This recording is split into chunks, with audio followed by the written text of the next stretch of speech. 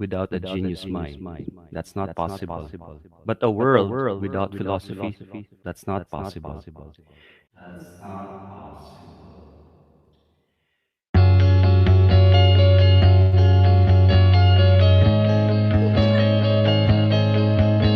Name of the Father, and of the Son, and of the Holy Spirit. Amen.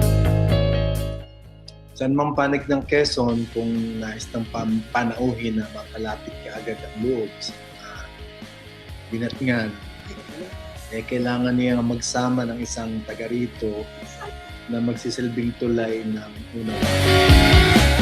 We must reflect on the meaning of the current pandemic to apply philosophical reflection in facing the multiple crises we are facing and going through.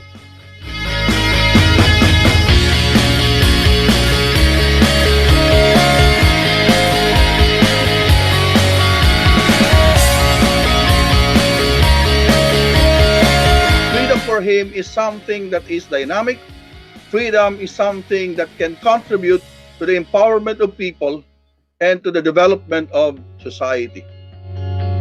We think that one of the many possible replies to these questions pushes us to be more inclusive and find new ways of thinking that could address the undervalued contributions of women who are doing philosophy in the country.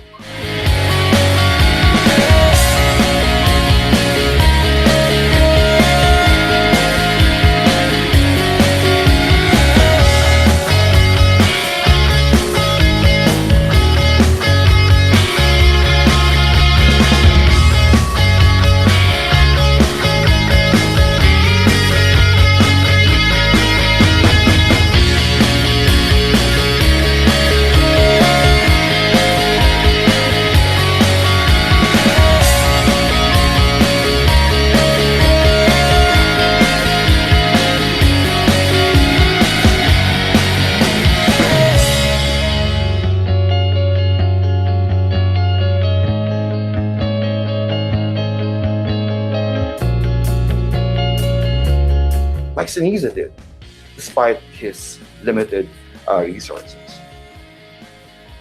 I hope that we could have our philosophical parents, the people we're giving tribute to, as our inspiration.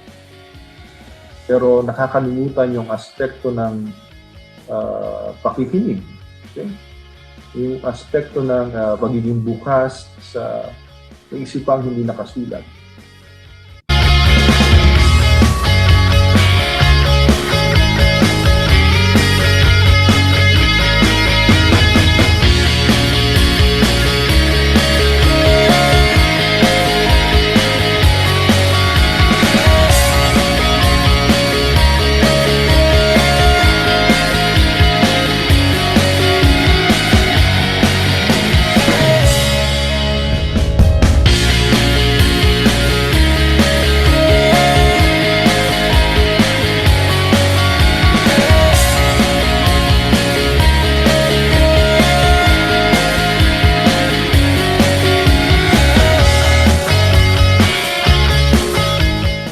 Sa paggamit ng wikang Filipino, binubuksan natin ang ating kamalayan sa katotohanang kayang bigkasin ng ating wika.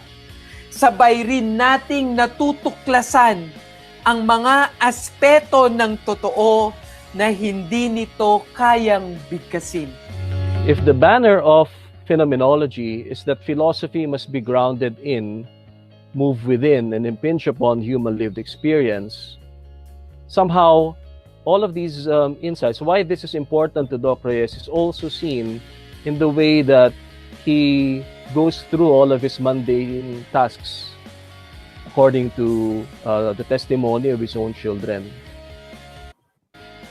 What then is the challenge of contemporary Filipino philosophy?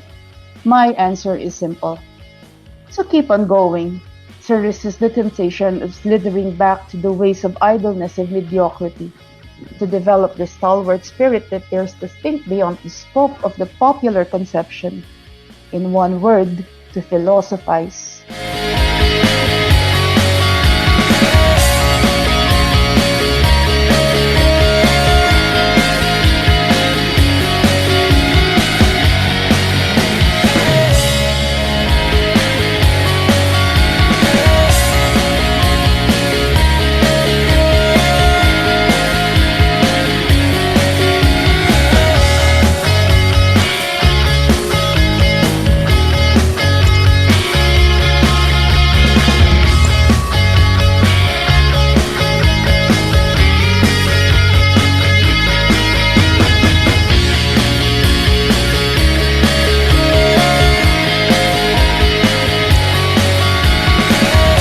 Pascual studied in University of Chicago in the mid-1930s and was working with the British analytic philosopher Bertrand Russell, one of the leading proponents of the logical positivist movement.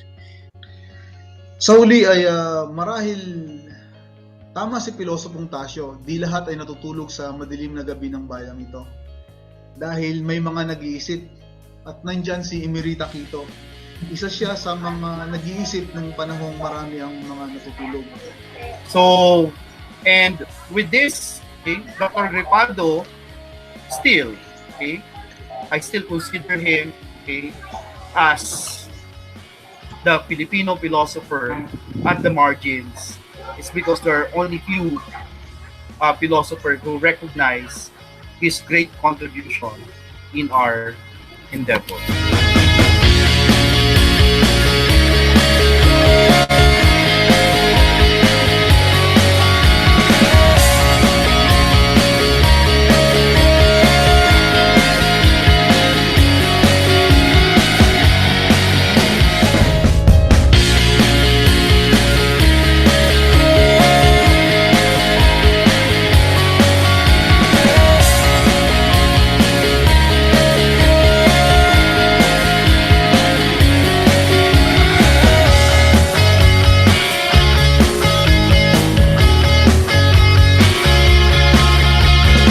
Sa muli po, marami pong salamat at magkita-kita po tayo sa susunod na webinars na gagawin ng PNPRS. God bless po and stay safe.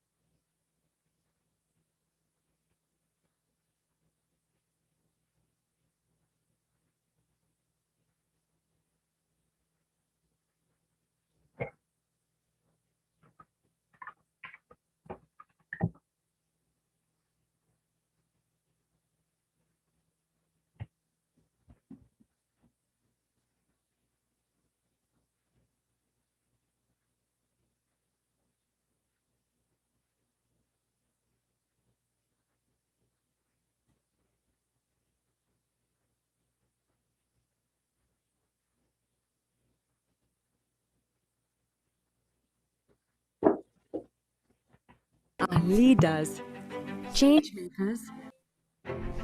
Women and girls are leaders, change makers, caretakers. But while they have an empowered role in our societies, to this day, women and girls are still forced to fight for their rights. How much progress have we achieved? And how much work remains? How can you carry on the fight for equal rights? Women's struggle for equal rights is centuries old. But 1848 marked a watershed moment for women's rights with the Seneca Falls Convention, where women activists publicly petitioned for their civil, social, political, and religious rights. In 1893, New Zealand sent a message to other activists across the world that equal voting rights were achievable through advocacy. Entering the 20th century, women around the world are mobilizing in ever greater numbers to campaign for gender equality, just as women's role in the labor force is rapidly evolving by opening up options beyond caretaking roles. In 1945, the United Nations is formed in response to the destructive toll of two world wars, and Eleanor Roosevelt oversees the drafting of the Universal Declaration of Human Rights. For all the world to hear, she and other advocates underline the place of women's rights within. This sets a foundation for women's rights norms and standards at the international level. In the subsequent decades, just as women are taking historic leadership positions in government, women activists at the grassroots level dovetail with the worldwide momentum by becoming powerful symbols of feminist resistance and social change. This momentum reaches a climax in 1995 when the Beijing Declaration and Platform for Action presents a visionary global agenda for women and girls' rights. But in spite of all the progress, as we enter the 21st century, patriarchal stigmas persist and exemplary leaders arise to resist them. With the rise of the digital age, social media emerges as a crucial tool to galvanize populations in the fight against injustice. A single woman's voice is now louder than ever. Grassroots activists trigger social movements online and offline, from cities to villages, inspiring future generations of women and girl leaders. After relentless campaigning, these movements generate changes in policy that signal a true shift in international attitudes and practice towards equal rights. Where are we now? A quarter century after the Beijing Declaration, women and men must mobilize together to overcome the remaining obstacles to gender equality. They must fight for an end to gender-based violence, for access to healthcare, for equal pay, and for equal participation in political life. The ink isn't dry. Be a part of generation equality, and let us continue to write history together.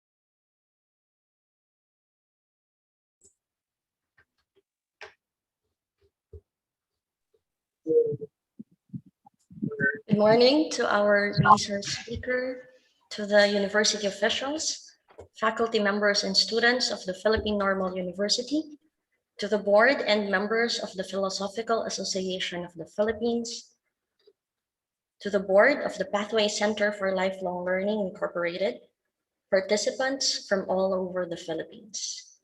This March, in celebration of the International Women's Month, we will be featuring a series of activities with the theme Philosophy, Gender, and Education, jointly organized by the Philippine Normal University South Luzon, the Philosophical Association of the Philippines, PAP, and Pathway Center for Lifelong Learning Incorporated. Our first collaborating partner, the PNU South Luzon, is formerly known as PNU Lopez Campus and is the fourth regional campus of Philippine Normal University based in Region 4A in the flourishing town of Lopez, Quezon. Today's event is also presented to us by the PAP that was founded in 1973 and is an organization of philosophy academics, students, and enthusiasts in the Philippines. Finally, this series is also organized in partnership with Pathway Center for Lifelong Learning Incorporated, that is an organization which offers trainings, consultancy, workshops, and fellowship to teachers, other professionals, and students. Its flagship program is Gender and Development. We highlight the opening of the series with today's panel discussion in observance of the International Women's Day. To begin with, I invite everyone to join us in prayer and in the singing of the Philippine National Anthem right after.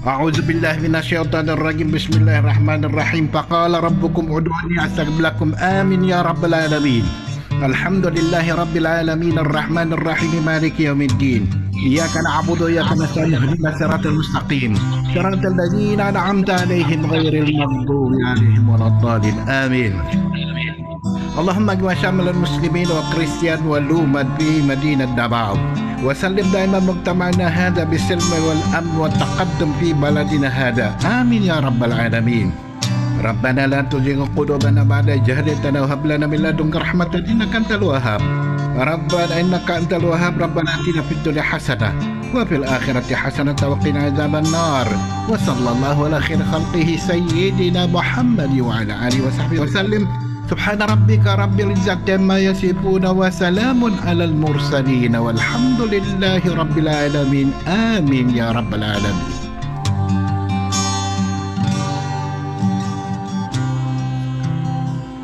In the name of the Father, Son, and Holy Spirit. Amen. Our most gracious Heavenly Father, we come to you today to praise and worship you and give you thanks for all the things you continue to provide for ourselves and our families. Father, we humbly ask for forgiveness for all times we have offended you. When we forget to acknowledge your presence in the image of our brothers and sisters, and for moments we fail to be good stewards of the blessings you have given us. Continue to guide and protect each one of us, Lord, that we may always walk in the light of your everlasting love and mercy. Grant us, Father, with your comfort in times of distress and with your strength in times of weakness. Bestow upon us your unending grace and healing, that we may in turn become instruments of gentleness and compassion to others. We ask all this in the name of your Son, our Lord Jesus Christ, with the prayer and the intercession of our Blessed Mother. Amen.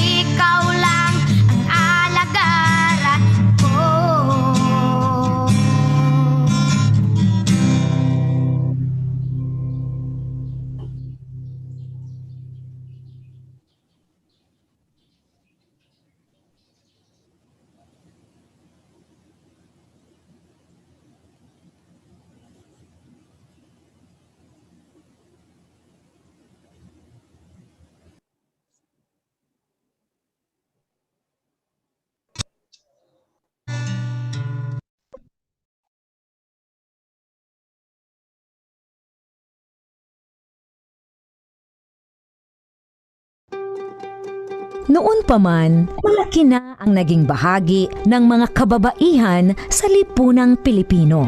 Kaisa sila sa marugdob na paghahangad ng kalayaan ng ating lahi.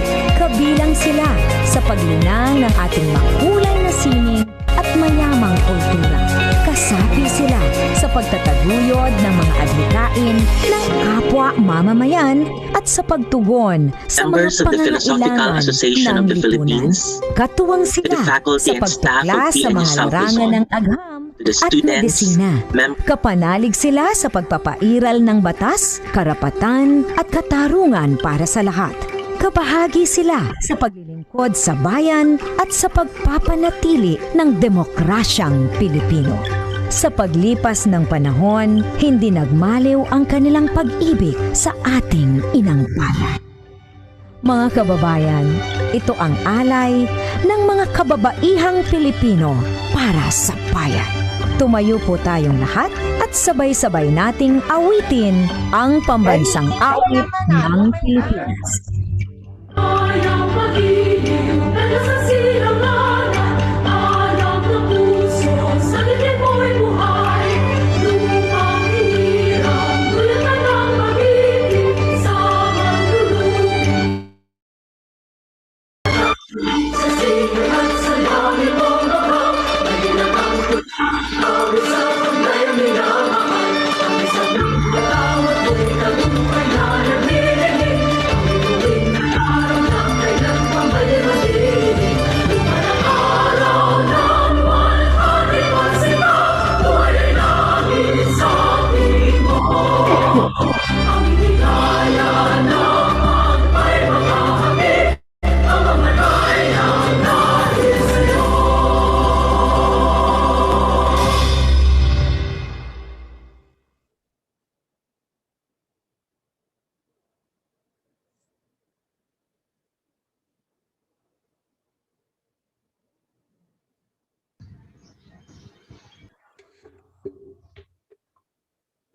Before we move on, let me read to you some house rules for today's event. Please set your Zoom name account according to the following format. First name, surname, enclosed in parentheses, your institutional affiliation. Limited slots are available for this event. You are encouraged to secure your slot by staying until the end of the session. Respect and professionalism are expected to be observed. The session will be video recorded and streamed on YouTube and Facebook. Putting your camera on during the discussion is at your discretion. Please turn off your microphones for ease of communication. You may use the chat box for your questions or any feedback, and the moderator will relay them to the speaker during the allotted time. E-certificate will be sent to your registered email address upon immediate completion of the evaluation. The link will be made available during the program.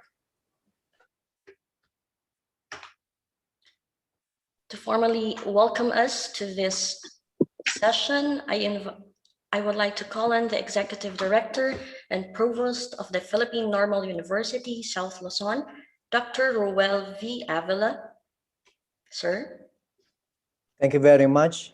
Today, March 8, 2021, the PNU system partners with the Philosophical Association of the Philippines and the Pathways Center for Lifelong Learning Incorporated in raising philosophy, gender, and education through this momentous program, International Women's Day event as part of Women's Month Celebration 2021. To our host and moderator, Ms. Norlisa M. Nordan, Dr. Bert J. Tuga, PNU President, Dr. Jennie B. Jocson, the Vice President for Academics, Dr. Ronald Alan Mabunga, our Vice President, Dr. Jeremiah Joben B. Joaquin, President of PAP, Dr. Krishna Ray M. Palses, Director, University Center for Gender and Development of PNU, Dr. Mary Pauline B. Saking of Pathways Center for Lifelong Learning Incorporated, Dr. Maria Helen F. Dayo, God Specialist and member of the Technical Panel on Gender and Women's Studies, CHED, Dr. Raquel P. Geronimo, Godhead, PNU North Luzon, Professor Brenda B. Villamor, Godhead of PNU South Luzon, Dr. Emeline T. Batulat, Godhead, PNU Visayas, and Professor Lailin B. Quismundo, Godhead, PNU Mindanao. Officials of the PNU hubs under Professor Lordinio Vergara, faculty members of PNUSL with the Dean, Dr. Rodrigo D. Abenes, PNUSL personnel and their OIC Director for Finance and Administration, Engineer Dandy B. Suryo, students and their SG officials, headed by Ms. Martina Maria Angela P. Gaza, under the guidance of Office of Student Services Director Dr. Amor F. Lunisa, guests, and representatives from various institutions, isang makabuluhang pagbati sa inyong lahat. Gender and development has significantly improved the culture of PNU South Luzon, as God has revolutionized several, if not all, institutions in our country. As a member of its academic community since 1994, I have witnessed how the campus has transformed from the shadow of authoritarian, patriarchal, oppressive, homophobic, yet superficial community in the guise of being disciplinarian institution. God is able to purge the campus of its impurities, so to speak, empowered by critical consciousness. Conscientization or conscientization, as developed by Paulo Freire, has immersed stakeholders in the waters of mutual respect, regardless of specific variables. Internal stakeholders have continually learned to perceive social, political, and economic contradictions as necessary in evolving an oppression-free educational institution. I cannot imagine now the campus without the guiding light of God. As the technology and livelihood education hub, the campus welcomes God-related thoughts and theories such as critical pedagogy, eco-pedagogy, and ecofeminism in an ecocentric space. In the famous work of Mary Wollstonecraft, A Vindication of the Rights of Women, as early as 1792, she argues that the educational system deliberately trained women to be frivolous and incapable, and that if girls were allowed the same advantages as boys, women would be not only exceptional wives and mothers, but also capable workers in many professions. What the trailblazing feminists of yesteryear sowed, we harvest this new millennium. Count PNUSL in this historic move to push for women's rights and for our female friends and relatives' claim for equality even in the field of education, since virtue can only flourish among equals. Iangat natin ang mga prinsipyo ng gender and development at iakma natin ang pilosopiyang mag-aangat dito para sa edukasyong nagtutulak sa lipunang may pagkakapantay-pantay at nakasandig sa katarungan para sa lahat. Mabuhay. Magandang umagang muli.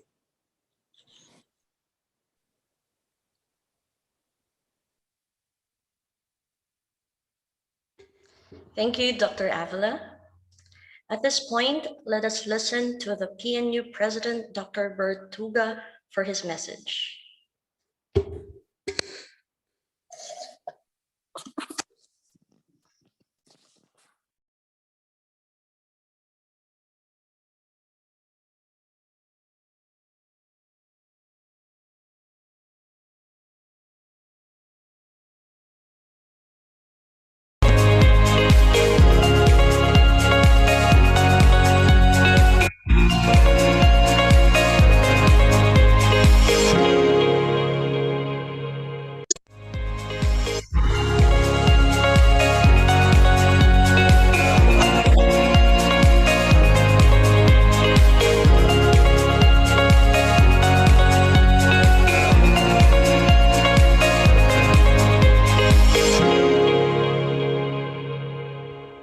Members of the Philosophical Association of the Philippines, to the faculty and staff of PNU South Luzon, to the students, members of the academe, friends, and guests, good day to all of you.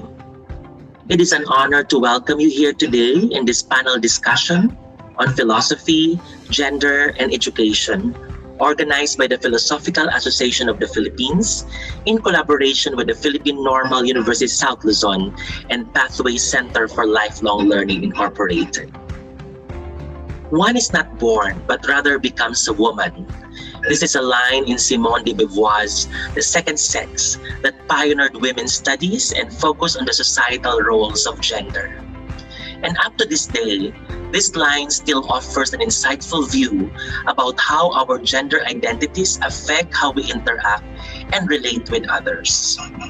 Western feminist philosophers such as Simone de Beauvoir, Judith Butler, and Anne Oakley elaborate on the difference between biological sex and social gender. Anne Oakley in particular is known for her gender socialization, which indicates that gender is socially constructed. She noted that gender is not a fixed concept, but is determined by culture through the use of verbal and non-verbal signifiers and the creation of social norms and stereotypes. Furthermore, the concept of gender plays a dominant role in society. It motivates people how to behave and act in certain ways. It shapes and influences how people think and view themselves and the realities around them. And it causes people to think in binary oppositions such as male and female, man and woman, masculine and feminine. The established binary oppositions that exist in society bring limitations to societies and people's lives. And because of this dichotomy, different identities and gender norms are imposed on people who are expected to act according to their assigned gender identities. As a result, a person experiences threats such as discrimination, isolation, exclusion, and othering. This alterity is grounded on the belief that they do not belong or fit into the norms imposed on them by the society.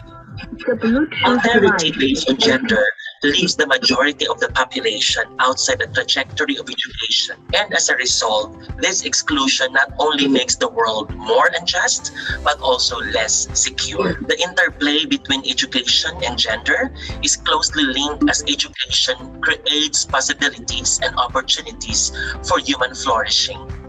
However, exclusion rooted in gender undermines the right to education and becomes a major challenge in achieving gender equality in education, and it greatly impacts the individual's participation in academics as well as their self-image. Different discourse on the nature of gender, such as gender performativity, the intersectionality of social and economic conditions, and the use of appropriate pronouns in textbooks, curriculum, and classrooms have sought to understand and describe the material conditions of individuals who do not conform to the heteronormative gender norms and underscores the role of philosophy and education in creating a more inclusive and diverse world. With that in mind, it is our duty as researchers and members of the academic community to facilitate the dialogue between education and gender. It is hoped that in this panel discussion and the different activities organized by the Philosophical Association of the Philippines, Philippine Normal University South Luzon, and Pathways for Lifelong Learning as an opportunity to actively engage in a fusion of horizons. In that respect, we will be able to bring forth new ways of understanding gender and education in shaping one's personhood and help in building a future where humans are seen as persons capable of achieving the good life. Once again, it is an honor to welcome you today in this panel discussion. Thank you.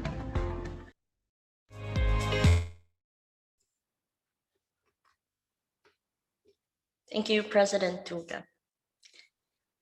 We also have Dr. Jeremiah Joven B. Joaquin, the President of PAP, for some words on today's activity. Sir? Thank you, Narlisa. To our organizing partners, the faculty and administrators of Philippine Normal University South Luzon, Pathway Center for Lifelong Learning, the board members of the Philosophical Association of the Philippines, our esteemed speakers, and to you, our dear guests in this webinar coming from all over the Philippines. Good morning.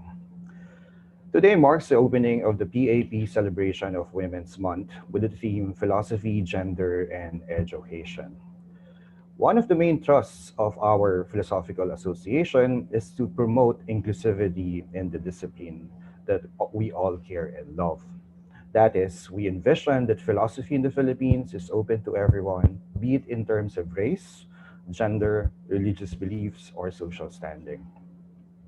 Promoting inclusivity, however, does not only mean promoting tolerance, but more of a promotion of a well-reasoned respect of diversity.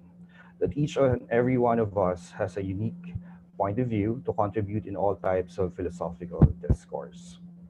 Now, as we celebrate Women's Month, we must respect and acknowledge the unique position of women in our discipline, their struggles and standing not only in their professional lives, but more importantly, their personal lives. On behalf of the PAP, I would like to invite everyone to reflect about the philosophical issues surrounding the woman concept.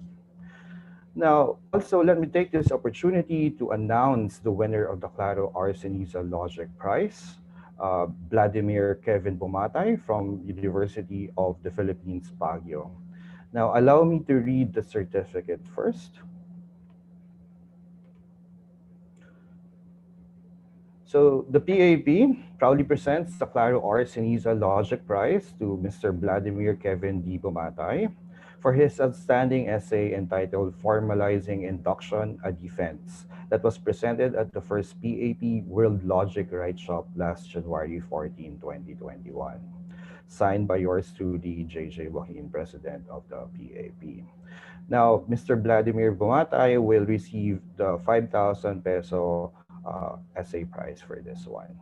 Congratulations. So going back to the program, thanks.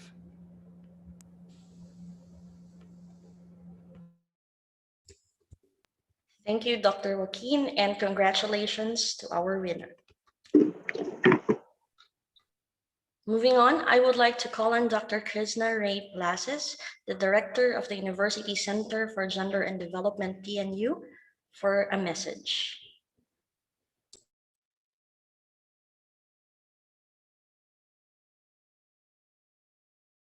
Subjects from college.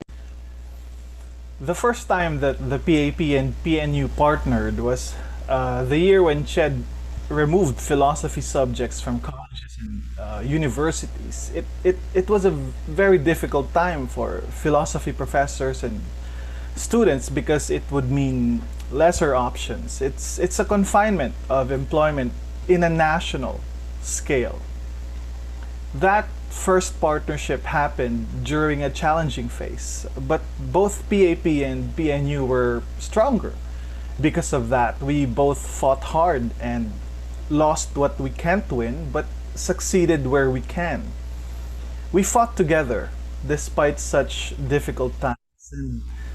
And now here we are again, PAP and PNU again in a challenging time yet again. That first time was a national problem, but in this second partnership, we are facing an international crisis. Somehow, I know this partnership can strengthen us both and others as we make both philosophy and education serve the goals of women empowerment, gender empowerment in the middle of this pandemic. PAP and PNU will once again identify, discuss, and address a crisis and its elements, but this time a global one. And I think we are up to the challenge. So, welcome everyone to this event, and I know it's going to be a success. In fact, I'm already looking forward to more partnerships with PAP and maybe next time during an alien invasion. Let's face that and many more together as well. Thank you.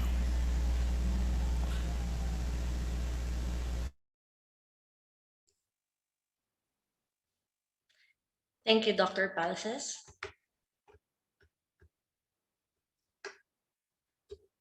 As today's panel discussion is on gender, philosophy, and education, one of our speakers will be sharing to us the context of this activity's theme with her talk on gender-responsive education in the higher education institutions.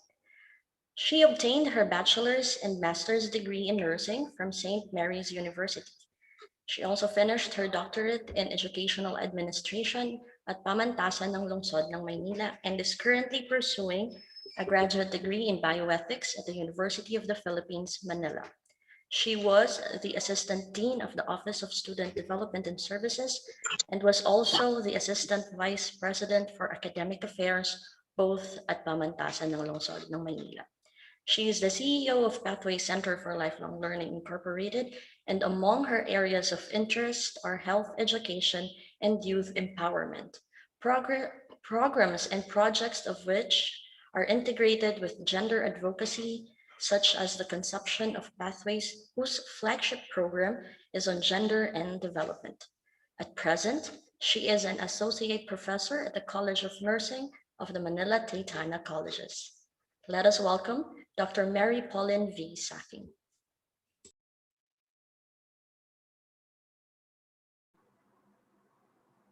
Thank you very much, Ma'am Norlisa. Can you hear me? Yes, Doc. So let me have my presentation shared. Thank you very much. Good morning, friends from Philippine Normal University and the Philosophical Association of the Philippines, as well as members of the audience. On behalf of Pathways, I thank you for this opportunity to collaborate in advancing gender equality through philosophy and education.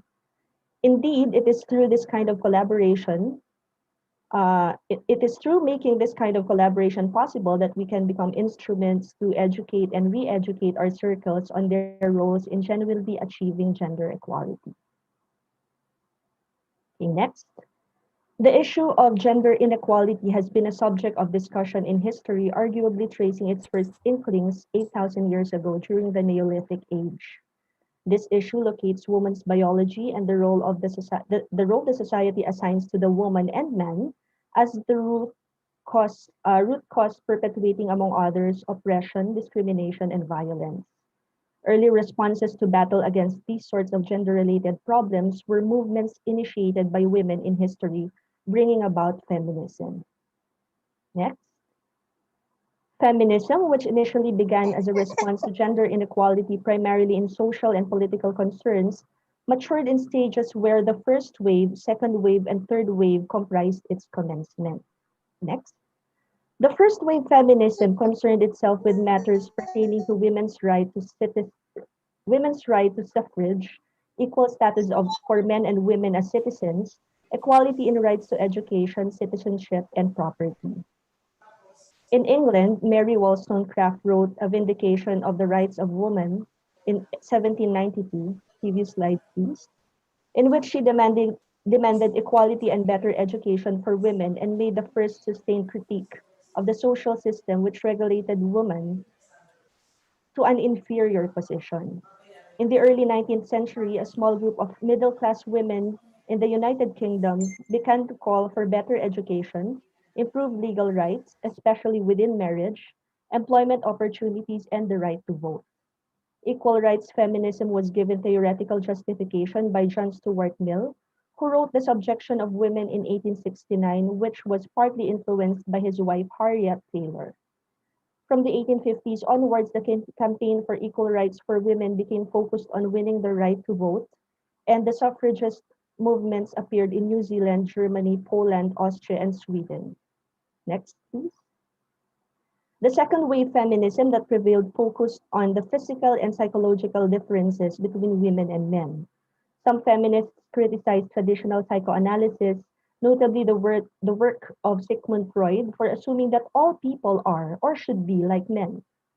They became concerned with ways in which women's perceptions were determined by the particular nature of the female body and the female roles in reproduction and childbearing. This trend of feminism, which became known as cultural or radical feminism, focused on differences between women and men that they believed make women superior to men and advocated female forms of culture. They, unlike their first and third counterparts, are more concerned with economic and social factors. Next. The third wave feminism dealt with more receptive issues associated with diverse topics such as gender, race, social classes, ethnicity, and sexuality. Feminist theorizing at this stage became more varied and forceful than ever.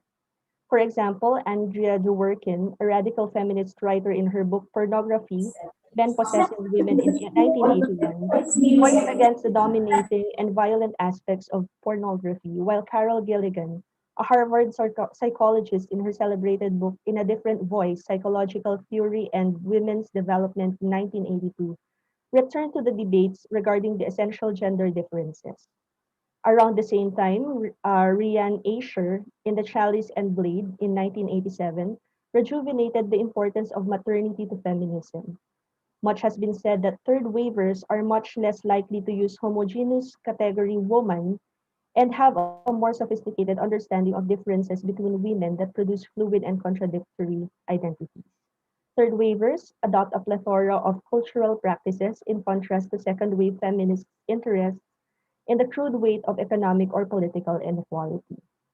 Next, the nature and causes of gender inequality is multifaceted and complex and beyond reduction to a few factors, but education is perceived to have a key role in addressing the issues emanating from gender inequality globally. Next. In the Philippines, Republic Act number 9710 or RA 9710, also known as an act providing for the Magna Carta of Women or the Magna Carta of Women of 2009, was enacted, of course, in 2009. The Philippine Magna Carta of Women is a comprehensive women's human rights law in the country that seeks to eliminate discrimination against women by recognizing, protecting, fulfilling, and promoting the rights of Filipino women, especially those in the marginalized sector. It includes provisions that seek to eliminate discrimination through the recognition, protection, fulfillment, and promotion of the rights of Filipino women through gender mainstreaming as a strategy. Next. Opiniano's 2016 critical reading of the Magna Carta of Women, or MCW, exposed Simone de Beauvoir's existentialist feminism in its provisions. It showcased the need for both situated freedom and reciprocal recognition in the transcendence of the woman's becoming, which can be found in the said law. In Beauvoir's writings, she said that one way for women to achieve their freedom was through education. They could only rise above the oppression by using their brain power. Next now. The MCW also mandates, among others, government agencies to institute gender mainstreaming strategies to achieve gender equality and gender equity across all agencies. In education, the MCW mandates, particularly in its implementing rules and regulations, Rule 6, Section 16, the following to the Commission on Higher Education, along with the DepEd and TESDA, in coordination with the Philippine Commission on Women as a primary policy-making and coordinating body of the MCW. Number one, develop and promote a gender-sensitive curriculum. 2. Develop gender-fair instructional materials. 3. Ensure that educational institutions implement a capacity-building program on gender, peace, and human rights education for their officials, faculty, and non-teaching staff and personnel. 4. Promote partnerships between and among players of the education sector, including the private sector, churches, and faith groups in the pursuit of its objectives. 5. Encourage advertising industry and other similar institutions to provide free use of space and installation of displays for schools, colleges, and universities for campaign to end discrimination and violence against women. And 6. Guarantee that educational institutions provide scholarship programs for marginalized women and girls. Conditions such as age, pregnancy, motherhood, disabilities, or lack of consent of husband shall not be grounds for disqualifications in the grant of scholarships. Next, for the MCW provision, the gender-sensitive curriculum should be integrated in the subjects, courses, training, curricular, co-curricular, and extracurricular for students and trainees, and should also include principles of gender equality in curricular offerings and pedagogical systems and strategies. Furthermore, a gender-sensitive curriculum entails an adoption of a comprehensive gender-fair language policy. Next. Moreover, gender-responsive education addresses gender-based barriers so that all girls and boys, women and men can learn. It respects differences based on gender and acknowledges gender together with age, ethnicity, language, disability, and religion are all part of a learner's identity. Furthermore, it enables education structures, systems, and methodologies to be sensitive to all girls and boys, women and men, and ensures gender parity in education as part of a wider strategy to advance gender equality in society. Finally, it continuously evolves to close gaps on gender disparity and eradicate gender-based discrimination. Next. In response to the provisions of the MCW, SHED in 2015 issued a memorandum order titled Establishing the Policies and Guidelines on Gender and Development in the Commission on Higher Education and Higher Education Institutions, also known as SHED Memorandum Order Number 1, Series of 2015 or CMO 1 2015, as did DepEd in 2017, DepEd Order 32, the Gender Responsive Basic Education Policy. Next, the CMO stipulates gender mainstreaming as one of the major strategies in education, in educating and informing various sectors of society on the need to recognize and respect rights of men and women. The CMO further specifies the scope of the guidelines to be enabling mechanisms that SHED and HEIs shall establish, such as GAD Focal Point System or GFPS, the integration of the principles of gender equality in the trilogical functions of higher education, first, curriculum development, second, gender-responsive research programs, and third, gender-responsive extension programs. In the said CMO, just gender-responsive curricular program refers to a curriculum that shall prevent all forms of gender-based discrimination in instruction, research, and extension, as well as in marketing methods and the use of promotional materials. It ensures the promotion of women's empowerment to be undertaken through the provision, availability, and accessibility of opportunities, services, and observance of human rights, which enable women to actively participate and contribute to the political, economic, social, and cultural development of the nation. The Commission highlighted in its mandates of supervising HEIs to ensure that gender stereotypes and images in educational materials and curricula are adequately and appropriately revised, that gender-sensitive language shall be used at all times, and that capacity building on GAD, peace and human rights, education for teachers, and all those involved in the education sector are pursued. and that partnerships between and among players of the education sector, including the private sector, churches, and faith groups, are encouraged. HEIs are mandated to include gender mainstreaming strategies in their institutional development plans. Moreover, all employees of the HEIs shall undergo regular and continuing gender sensitivity seminars. Next, please. Okay, next. Next. And next. Thank you. SHED also prescribed that GRCPs be complemented by the provision of adequate and accessible library and related learning materials. HEIs shall make available to their students non-sexist textbooks and other academic materials approved by the SHED. The faculty members shall develop gender-fair learning materials that use gender-sensitive language. Next. Moreover, to provide access to new information and analytical tools related to the enhancement of the HEI's respective GRCPs, they shall actively participate in GAD-related conferences, conventions, meetings, and fora endorsed by CHED and PCW. All HEIs are also mandated to develop a policy to mainstream gender equality and the principles of women empowerment into their programs and course offerings. This gender mainstreaming policy shall clearly identify the standards for the development, implementation, monitoring, and evaluation of the particular HEI efforts, remove gender biases, and incorporate the perspective of gender equality in its curriculum development.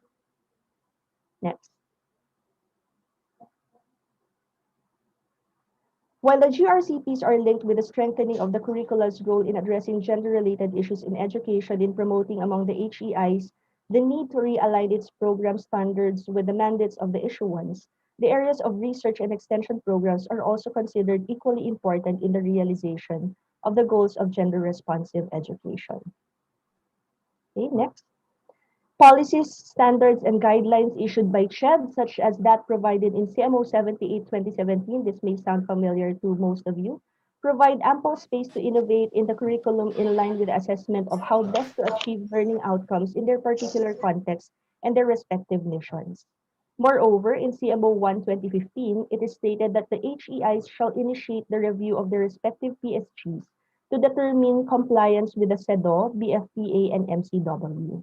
This suggests that gender responsiveness of the curricula rests on the initiative of the HEIs to further develop their curricula, implement gender-responsive research programs, execute gender-responsive extension programs, among others, prioritizing gender equality, and initiating, if not maintaining, and then sustaining sex disaggregated data in the institution. Next, please. Finally, as such, conducting activities such as this month-long program we have is one way to responding to the call for gender-responsive education in higher education. May we be empowered by these efforts as persons coming from different backgrounds and disciplines to lead in achieving an equal future for our youth. That is all for today. For this talk, and thank you very much. As we proceed with the program, thank you very much.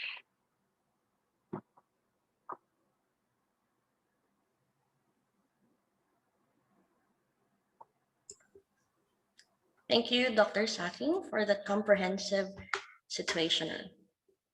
This time, I would like to call on Dr. Gina A. Opeñano to introduce our resource speaker. Thank you very much, Ma'am Narliza.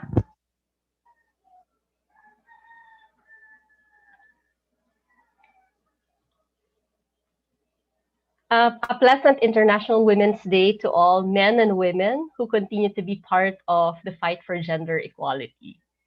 Friends, it is my honor to introduce to you our very important guest for today. As equally important as the other people have spoken, have shared their solidarity messages for this cause.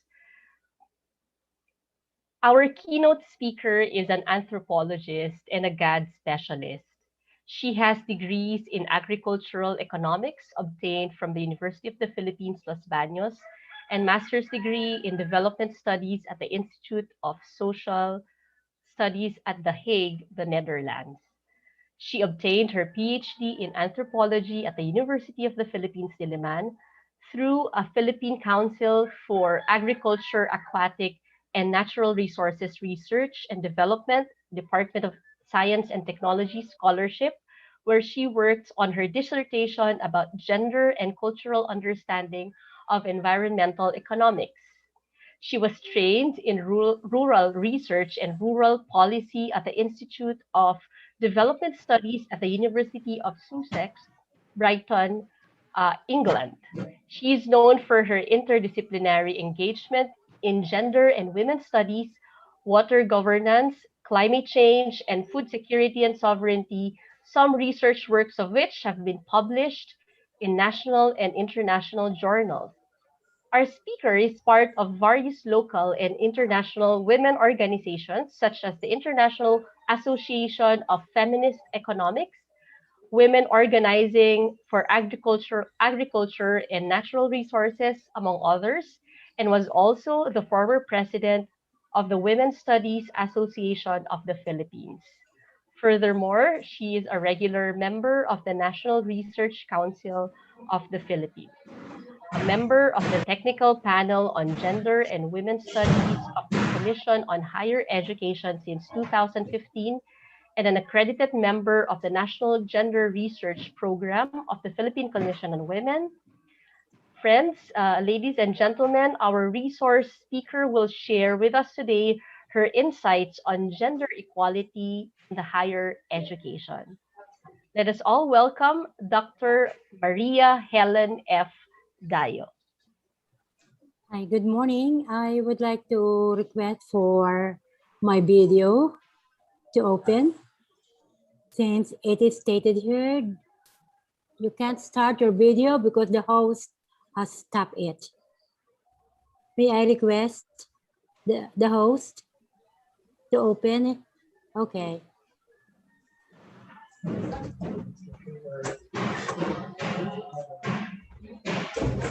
Okay. Good morning, everyone.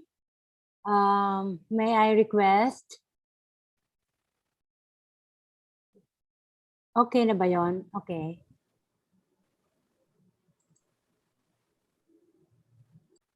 Okay. Happy International Women's Day to all of us. You still hear me? Yes, ma'am.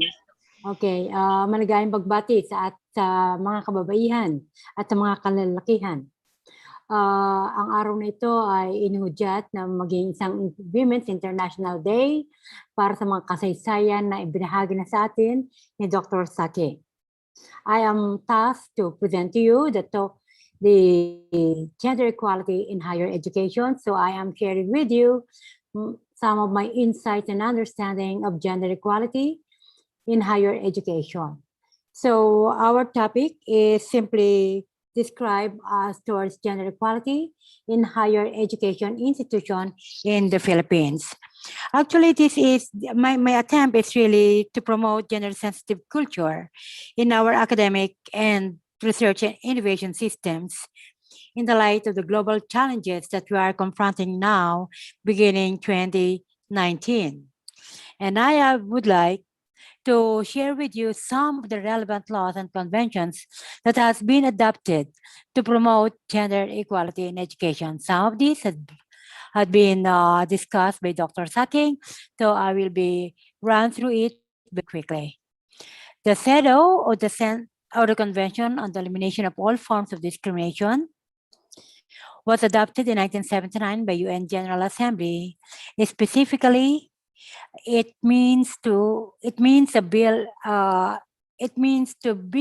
an international bill of rights for women that defines discrimination against women and sets up an agenda to guide in governments in dealing with all forms of gender-based discrimination.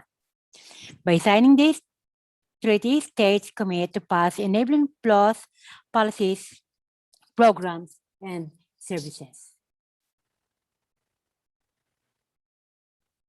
So what is the significance of CEDAW, particularly to education? Article 10 calls on state parties to take all appropriate measures to eliminate discrimination against women in order to ensure them equal rights with men in the field of education. So it's very clearly that CEDAW is instrumental for attaining gender equality in education. The article specifically provides for the gender equality measures to eliminate any stereotype concepts of the roles of men and women at all levels and in all forms of education, to reduce female student dropout and enhance female access to educational information. As educators, we should be able to identify or study, do research on female student dropouts. It is our responsibility as educators to know and understand why, and it is embedded in the article of CEDAW.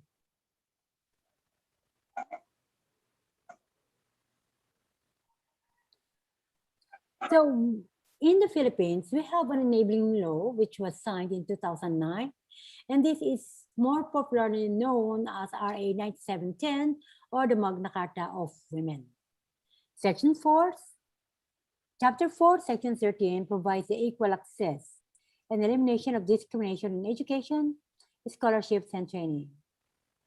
This has been articulated by Dr. Saki again, and it says that the state shall ensure that gender stereotypes and images in educational materials and curricula are adequately and appropriately revised.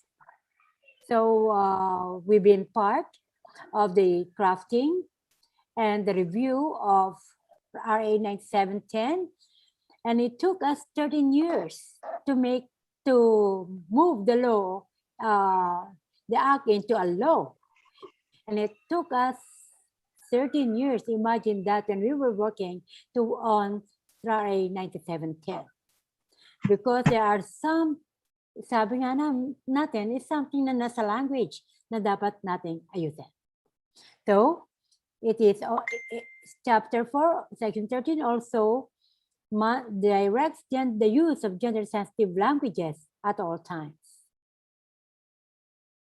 So that is why you will find that in many efforts we've been doing to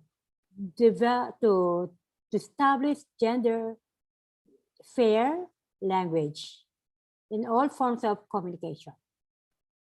It also states in Section 4, capacity building on gender development, peace and human rights, education for teachers, and all those involved in the education sector shall be pursued towards this end, and partnerships between and among players of the education sector, including the private sector, churches, faith groups, shall be encouraged.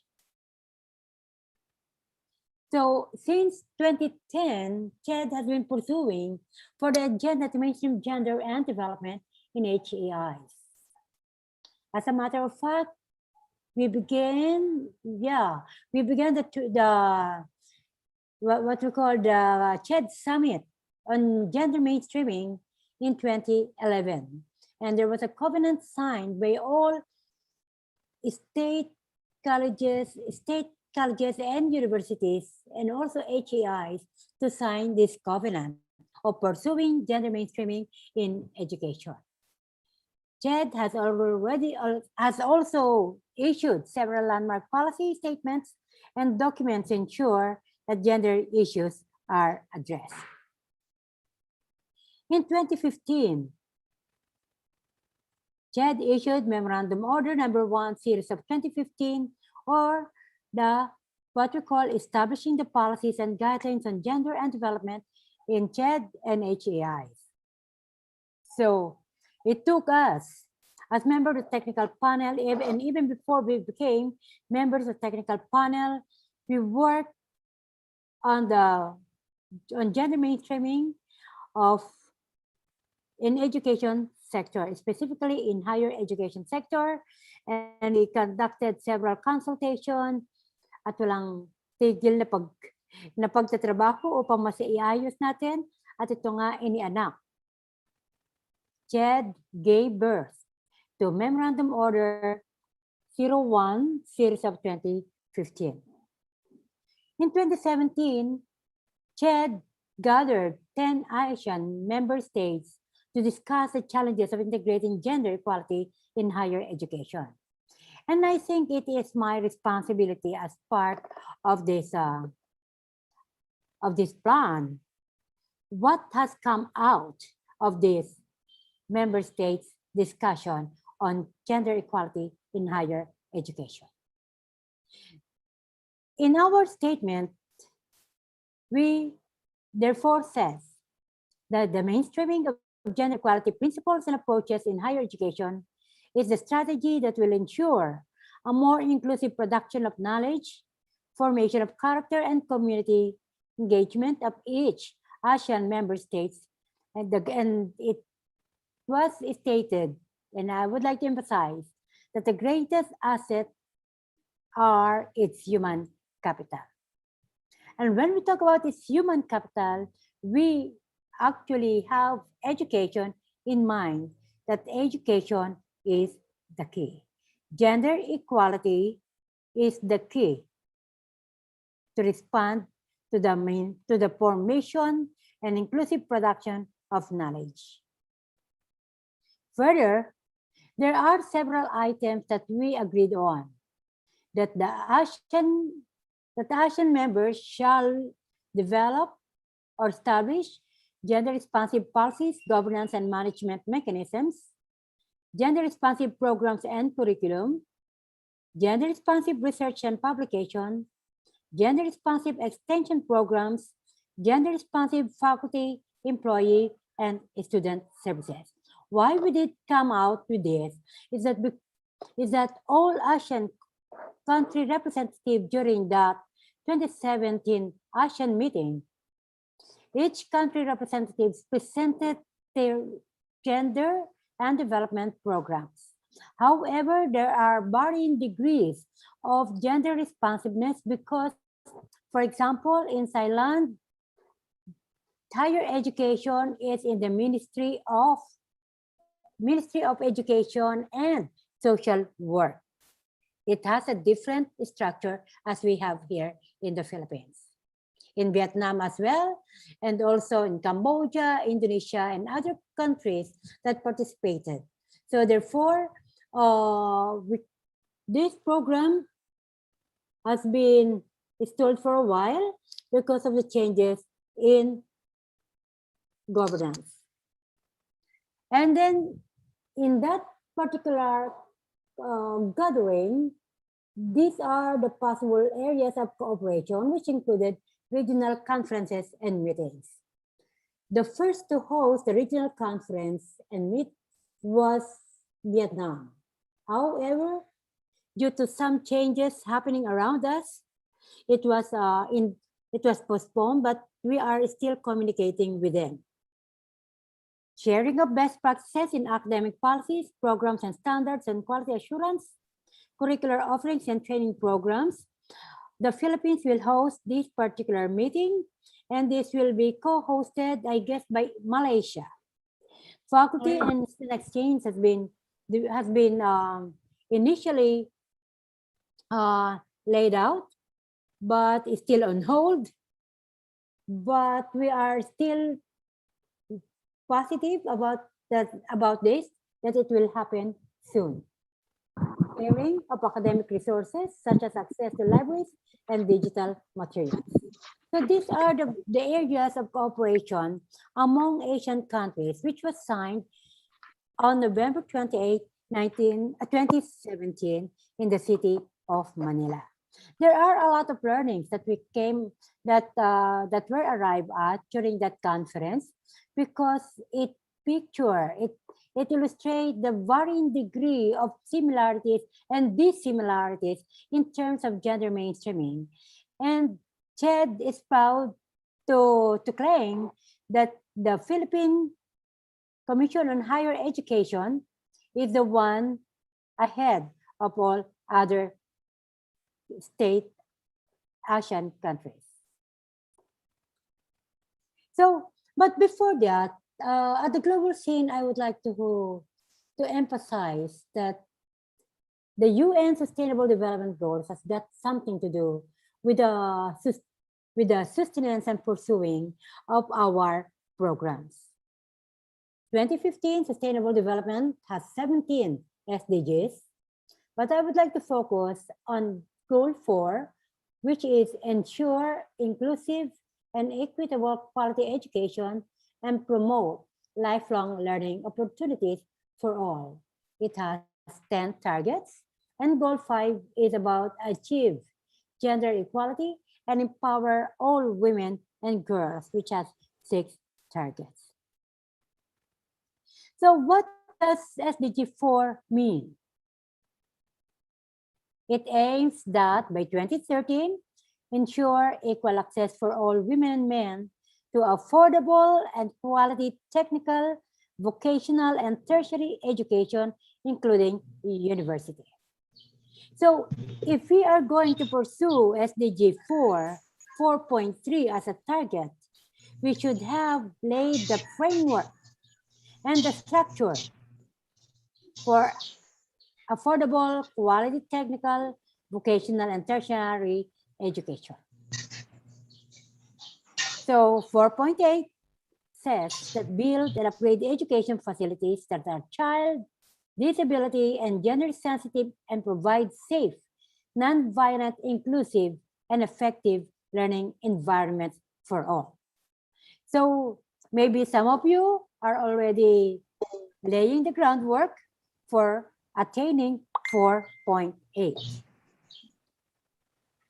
SDG 4 also 4.b also mentioned that by 2020, which was last year, substantially expand globally the number of scholarships available to developing countries, in particular, least developed countries, small island developing states, and African countries for enrollment in higher education, including vocational training and information and communications technology, technical, engineering, and scientific programs in developed countries and other developing countries.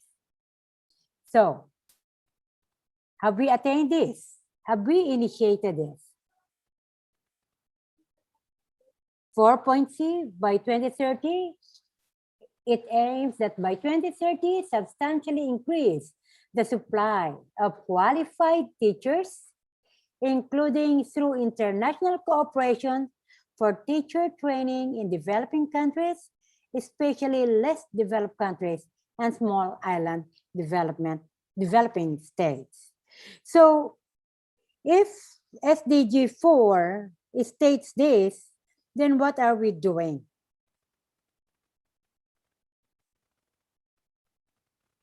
Ano na ba ang ating nagawa to attain this? So we will examine that later. 4.7 by 2030, ensure that all learners acquire the knowledge and skills needed to promote sustainable development through education for sustainable development and sustainable lifestyles, human rights, gender equality, promotion of cultural peace and non-violence, global citizenship and appreciation of cultural diversity and of culture's contribution to sustainable development. So I would like to share with you the indicator stated in this. The indicator measures the extent to which global citizenship education, education for sustainable development, including gender equality and human rights, are mainstreamed at all levels in national education policies, curricula, teacher education, and student assessment. So if we are going to follow the SDG 4, I think it is our responsibility and obligation that we ensure SDG 4 is carried out in our respective education centers. On the other hand, SDG 5 achieve gender equality and empower all women and girls. And I would like to emphasize on 5.5, ensuring women's full and effective participation in equal opportunities for leadership at all levels of decision-making in political, economic, and public life. Specifically, I would like to focus on 5.B. Enhance the use of enabling technology, in particular information and communications technology, to promote the empowerment of women. There are several targets in in SDG 5, but I just chose those who are useful specifically to higher education. 5.C, adopt and strengthen sound policies and enforceable legislation for the promotion of gender equality and empowerment of all women and girls at all levels. If you will notice, as the SDG was agreed on 2015 by UN state members, and also on 2015, we, the Philippines, established the gender mainstreaming in higher education. Kung mapapansin din natin, magkakaugnay po silang lahat somehow. And then, because of this, we would like to share with you from our own understanding of how are we going to integrate gender equality principles in school structure, policies, and programs. In the beginning, we try to look at the intersectionality of the global, the SDG, and the Philippine efforts to integrate gender equality principles in structure, policies, and programs. And these are only some of the guidelines and still a work in progress. But generally, the question that we would like to ask of you for the school administration specifically, is there gender balance in the composition of school officials?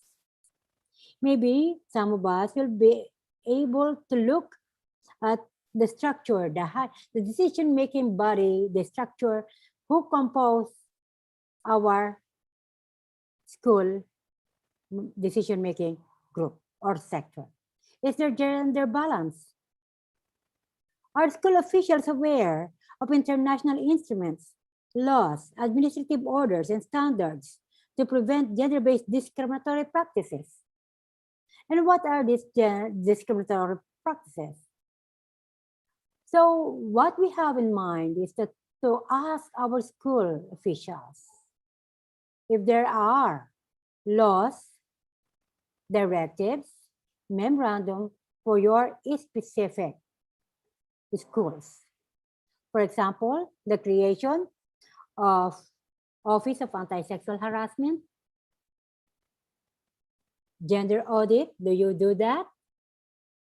So for school administration, we also ask, are school officials gender sensitive and capable of dealing with gender issues? Nagkandak ba tayo, in particular, ng mga gender sensitive seminar or orientation to our school officials? Pwede natin tingnan. Another, about the school policies. Are the school's provisions to prevent and deal with all forms of discrimination against women? For example, the anti-sexual harassment, the use of non-sexist language in official communications, and even in our teaching methodology. Are there policies or provisions that explicitly or implicitly discriminate against females in the policies on admission, scholarship, hiring, and termination, promotion, etc.? Are there young female unmarried pregnant students who were denied scholarship or admission to schools? These are some of the questions that we always look at when we do gender audit or GAD audit. How about the school plans and programs and budget? The Magna Carta of Women explicitly stated that all schools shall provide at least 5% of their budget But this is a problem more on the part of our higher education institutions, those in the private schools.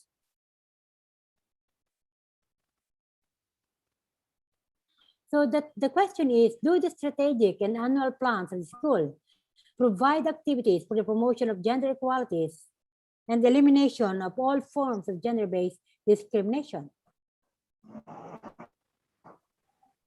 In your God plan and budget, you should explicitly state your gender issues and the cause of gender issues. Do adequate financial and human resources support these gender activities? So those who are in the God focal point system of CHED, of your respective universities and schools and colleges, kindly look at your plans and projects, activities, whether your God plan is fully utilized, and if not, or shall we say, underutilized, then work on this. How about the physical environment?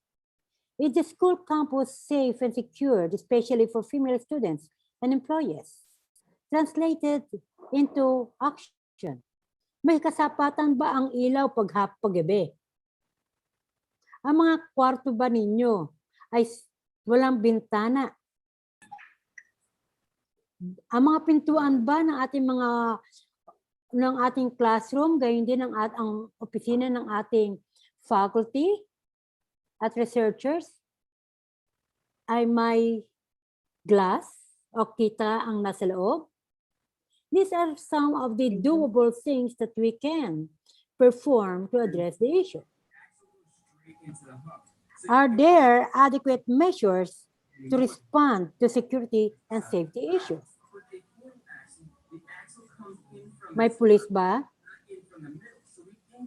Ngayon pa na napoprotektahan ba natin ang ating campus sa mga militar na pumapasok sa ating respective campuses because of red tagging?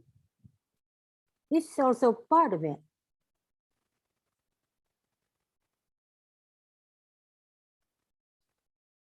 How about the school services? Do these existing school services, health clinic, guidance and counseling available? And do they respond to gender issues like sexual harassment, sexual and physical abuse, health problems of female students and employees? Meron po ba tayo? Meron ba tayong health services? For example, guidance and counseling. Those victims or survivors of sexual harassment. Meron ba tayong social protection services that we can provide them? Or maybe some legal or counseling for them? Another question that we would like to ask is the social services. Are the services equipped with adequate and appropriate equipment and supplies? Do we have adequately trained employees or personnel to respond to these gender issues? Ilan lamang po ito sa mga katanungan na ibinabahagi ko sa inyo upang magkaroon tayo ng pagsasabuhay ng gender equality policies and programs for the schools. But we are on to 1 year of pandemic. And we are confronted with another concern, that of pandemic. It was in March that the entire country was put into lockdown and that our education system was affected heavily. COVID-19 has become a threat to higher education.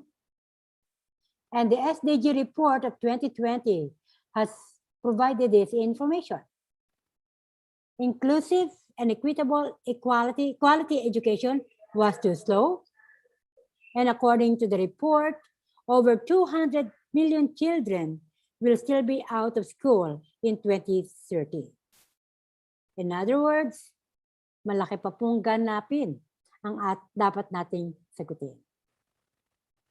Even before the COVID-19, inequalities in education are very visible and further exacerbated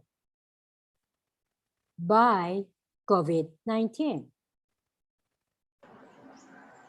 Children's school completion rate Ano pa? 7%.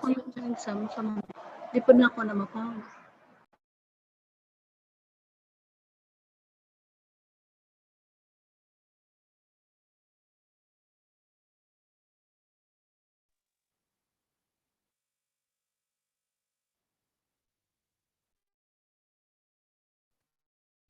Why do I receive that I will be unmuted? Will be muted. Okay. And the complications of COVID-19 covers, and this is nakakalungkot. School closures kept at 90% of all students out of school, reversing years of progress in education. Remote learning remains out of reach for at least 500 million students. So what does this one tell us? How are we going to advance gender mainstreaming in academia, in research and innovation, when in fact we are encountered by problems of pandemic? What shall we do? In a discussion attended by Chair Prospero de Vera, he said that we continue by applying flexible education. He emphasized, though, that connectivity and other infrastructure would be a problem.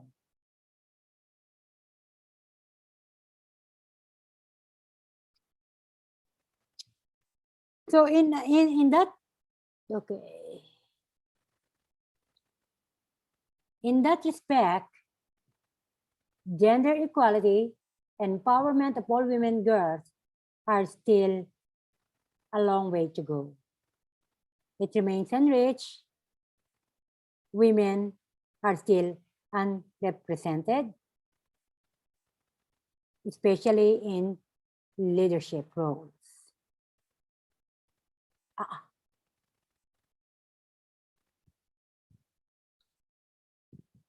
And under COVID-19, violence against women and girls, especially yung tinatawag natin shadow pandemic violation against women. It has increased the work of women. It has, especially girls and those employees. Lockdowns are increasing the risk of violence against women and girls, and we have seen this. We have read this, and we are on the front. Women are the front lines, and constitute 70% of health and social workers. And according to the report, women bear additional household burdens during the pandemic. As I've been attending the webinar with the feminist economist, it says that women already spent 3 times as many hours in unpaid domestic and care work as men. In the Philippines, the National Research Council of the Philippines has started to study about the result or the impact of pandemic on gender and development. So it will be very interesting if the universities, schools, and colleges can come up with similar studies. The impact of pandemic on gender equality education in the Philippines. How soon can we attain our aim of empowering our women and girls in education sector? Okay, as I said earlier, during that forum, which President Chair Prospero de Vera attended, he said that connectivity and digital infrastructure is a problem, especially in our country. But, and there is a very pronounced digital divide. The Foundation for Media Alternatives are doing study on this digital divide because of the problem of equipment and connectivity also was mentioned.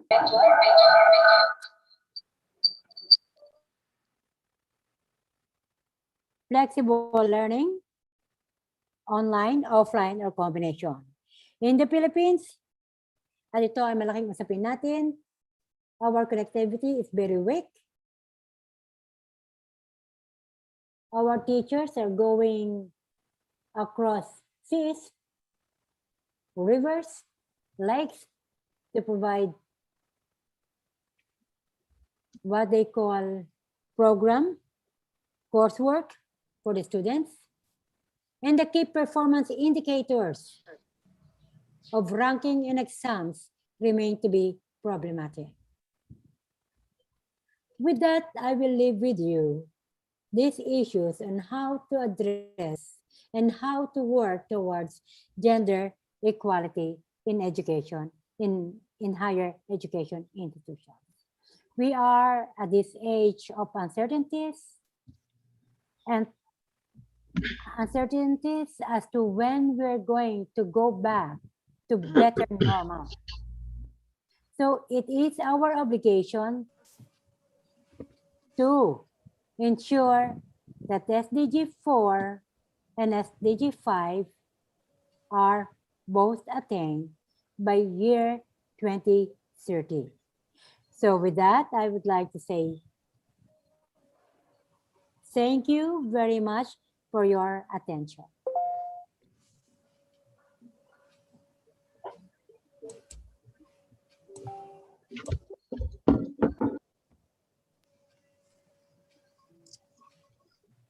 Thank you, Dr. Dayo. With the insightful talk of our resource speaker, I know many of our participants have questions, so we request that you send in your questions through the chat section of this meeting, and we will relay them to our speaker later. Meanwhile, let us direct our attention to our panel of reactors, who are the heads of gender and development in the 4 campuses of the Philippine Normal University. We have Dr. Raquel R. Geronimo of PNU North Luzon, Professor Brenda Villamor of PNU South Luzon, Dr. Emeline Batulat of PNU Visayas, and Professor Lalen D. Casmundo of PNU Mindanao. We will start with Dr. Geronimo. Ma'am?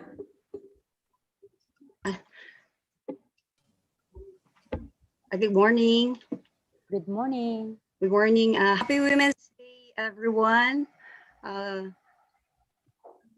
From our speaker, maybe we could share our practices in our university. So I would like to start with a PNU God vision and mission is anchored on a mandate that PNU shall become an internationally recognized and nationally responsive teacher education university.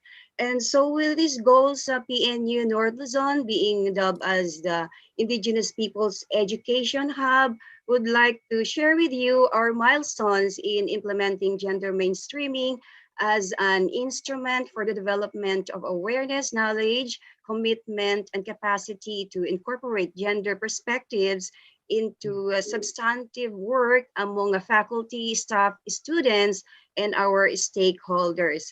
So towards the call of gender equality in higher education, PNU North Luzon has this usual and some distinct practices like establishment of a gender unit or focal point with a clear mandate and necessary resources that is to promote and support gender mainstreaming, where we conduct campus planning and budgeting annually to ensure that everyone has contributed to the planned programs and activities. And that is also to ensure the full utilization of the budget. And as one of our goals to promote undertaking in God research, dissemination, and advocacy as part of the extension program that is to meet the practical needs of our adopted barangays, especially last year, we experienced the socioeconomic effects of COVID-19. We did some help to our barangay community. We have entitled these Bags of Joy. We have given a gender-sensitive pack to our partner community, especially our Agta community in Lupigi city of Ilagan, and of course the neighboring partner community of the university in Aurora and in Linglingay, Alicia Isabela. We have also extended our help to those who were affected by the Typhoon Ulysses last year, and we do also conducted demonstration cooking for the RIC and the Iglo women. That is our partner community in collaboration with TESDA. In relation to promotion on non-sexist, non-discriminatory, and gender-based harassment and violence-free university, we do address these issues, that there is also a provision of training capacity building initiatives are also undertaken. That is to ensure that women as well as men can influence, participate in, and benefit from development efforts. So we do some gender-sensitive orientation through webinars like Gender Fair Language and other webinars. So we had also the creation of Committee on Decorum. Now we have this CODI. Lately we did this with our with the GFPS. We do also some empowering activities for the students. There are some empowering activities like the TikTok drama, infographics, poetry contest, and others. And in line with the strengthening of networking or linkages with God institutions or communities, we do attend webinars and conferences, no? And then to address also to have this developing of gender fair curriculum and learning environment, we responded to the Kaway Aralan sa Bagong Kadayuan of the university, no?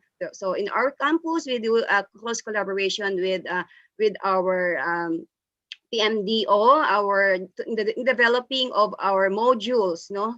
And of course, we do a continuous acquisition of gender-related books for library collection, and we do also some localized gender IEC materials. And in the development of our syllabus, we also invite speakers for us to do some integration of gender fair concepts and gender fair gender-free gender-free biases in our syllabus, and of course with our IM materials.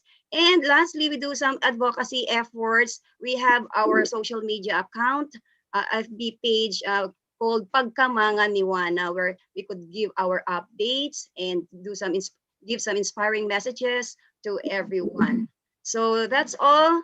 And with all of these towards the realization of God efforts of gender mainstreaming, we thank our very supportive management team, of course, by our university president and all of the university officials, as well as our inner campus headed by our executive director, Executive Director and Provost, Dr. Leticia and Aquino. Thank you. Okay. Thank you. Thank you, Dr. Geronimo. We will now move on with our second reactor, Professor Brenda Villamor. Good morning to everyone. PNU South Luzon, or PNUSL, located in Lopez, Quezon, is designated as the Technology and Livelihood, or TLE hub of PNU system. As the TLE hub of PNU system, we offer TLE courses to our students. As of the moment, there are two ongoing, courses related TLE that we offer. We have the Bachelor in Technology and Livelihood Education with specialization in home economics, and the Bachelor in Technology and Livelihood Education with specialization in agri-fishery arts. These BTLE courses prepare students who will become TLE teachers in the elementary and junior high school from grade 4 to grade 8. according to CMO 78.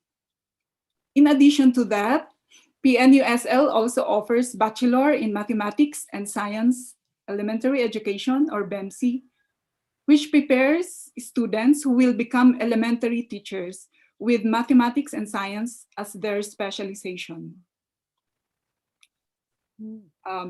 To be responsive to the needs of the faculty, staff, and students of PNU South Luzon, the Office of the Gender and Development Office implemented programs in the past which is responsive to the needs of everyone, especially during this pandemic.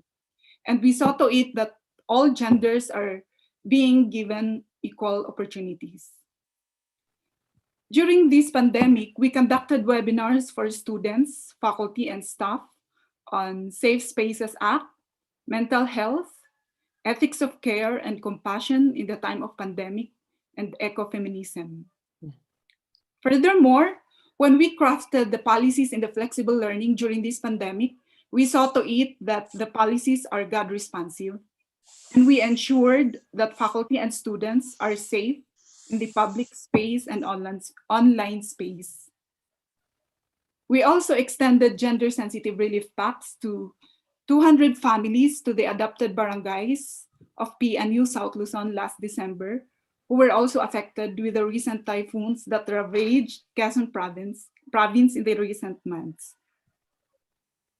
Also, the lined up Women's Month activities this year, which is in collaboration with PAP and Pathways Center for Lifelong Learning, are focused on gender and education.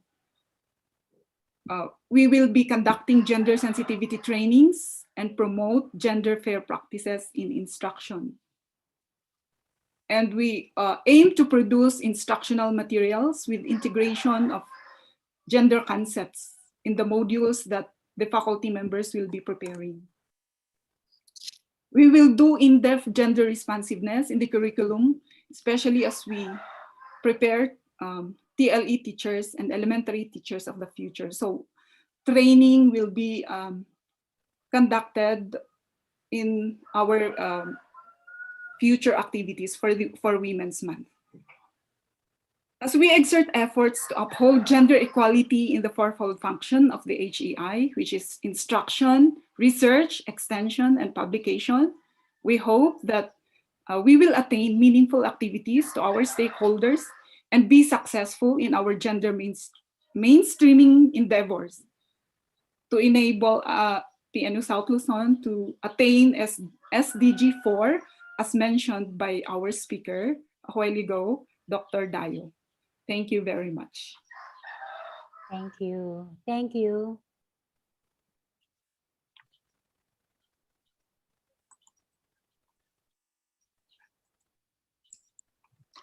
Thank you, Professor Villamor. Our next reactor will be from the Philippine Normal University, Visayas, Dr. Emeline Batulat. Ma'am? Thank you so much for a wonderful presentation by Dr. Maria Helen F. Dayo. This is once in a lifetime learning that will surely help us understand the role of gender equality, especially in education, ma'am.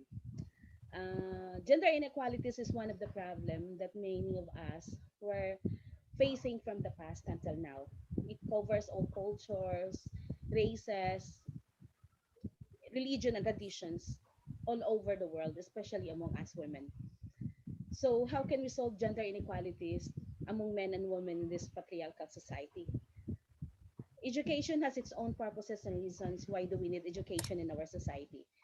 And one of that purposes is to solve gender inequalities that has been part of our cultures and traditions from our past until now. Hence, education plays an important role in facing gender inequality among men and women in this patriarchal society through educating the minds of men and women that have a major impact in solving gender inequalities, not only in practicing and exercising the rights of every individual, but also in women empowerment. Therefore, we should give emphasis on gender equality integrating. This is in our classes. developing programs that will highlight gender equality among our students, provide programs that will give equal opportunity to men and women, and also promote gender equality not only in our classroom, but in our society.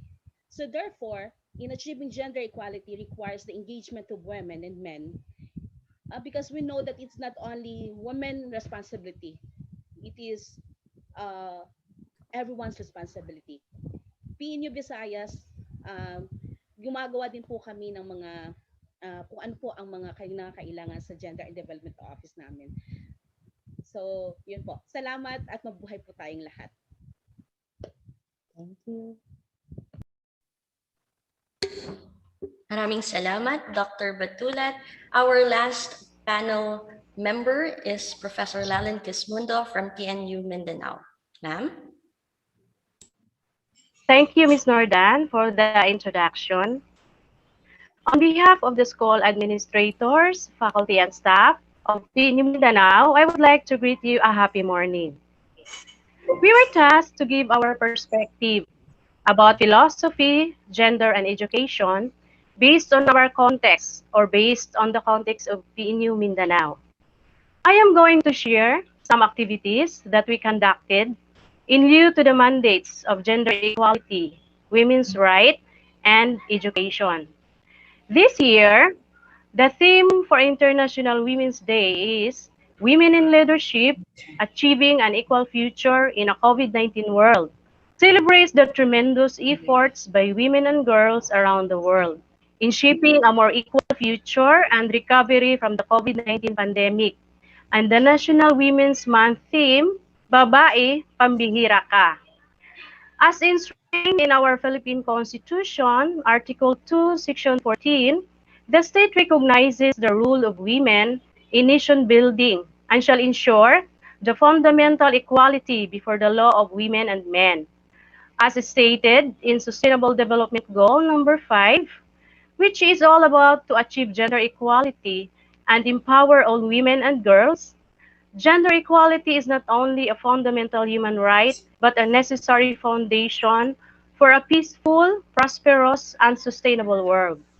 To address these mandates, and due to the threat of COVID-19, PNU Mindanao considered the important role of social media to easier and more convenient access to information. PNU Mindanao GAD Office, in collaboration with the BSSE Extension Program and the student government, conducted an information drive via local television, through Facebook and radio broadcasting. The SEED program highlighted the human rights of women that seek to eliminate discrimination through the recognition, protection, fulfillment, and promotion of the rights of Filipino women, especially those belonging to the marginalized sectors of society. In the aspect of education, according to Philippine Commission on Women Education, improves the quality of life by enabling literate people to promote health, expand access to paid employment, increase productivity in market and non-market work, and facilitate social and political participation. As such, it is a basic human right that should be equally accessible to all. And according to Article 10 of CEDAW, and was explained earlier by our renowned speaker, Dr. Maria Helen F. Dayo. Thank you so much, ma'am. States need to take to ensure that women benefit equally and equitably at all levels of education, including the elimination of any stereotyped concept of roles of men and women at all levels and in all forms of education. The Commission on Higher Education has been pushing for the agenda to mainstream gender and development in higher education since 2010. In fact, it has issued several landmark policy statements and documents for the purpose.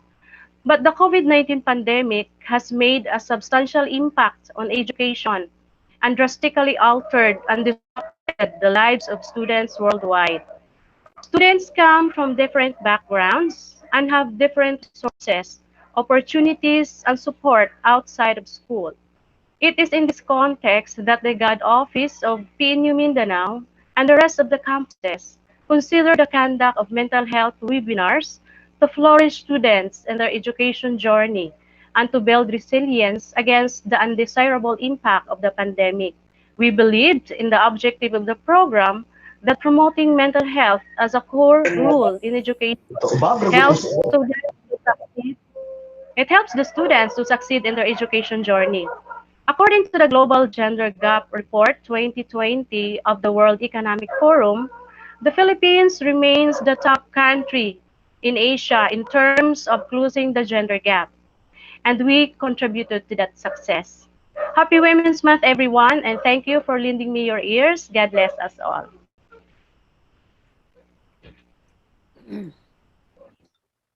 Thank you once again to our panel members for sharing your views in line with our resource speaker's presentation, and also for sharing your school's practices, programs, and projects in gender and development, especially during this time of the pandemic. At this point, we will now have your questions that you sent via the chat box that are addressed to our resource speaker.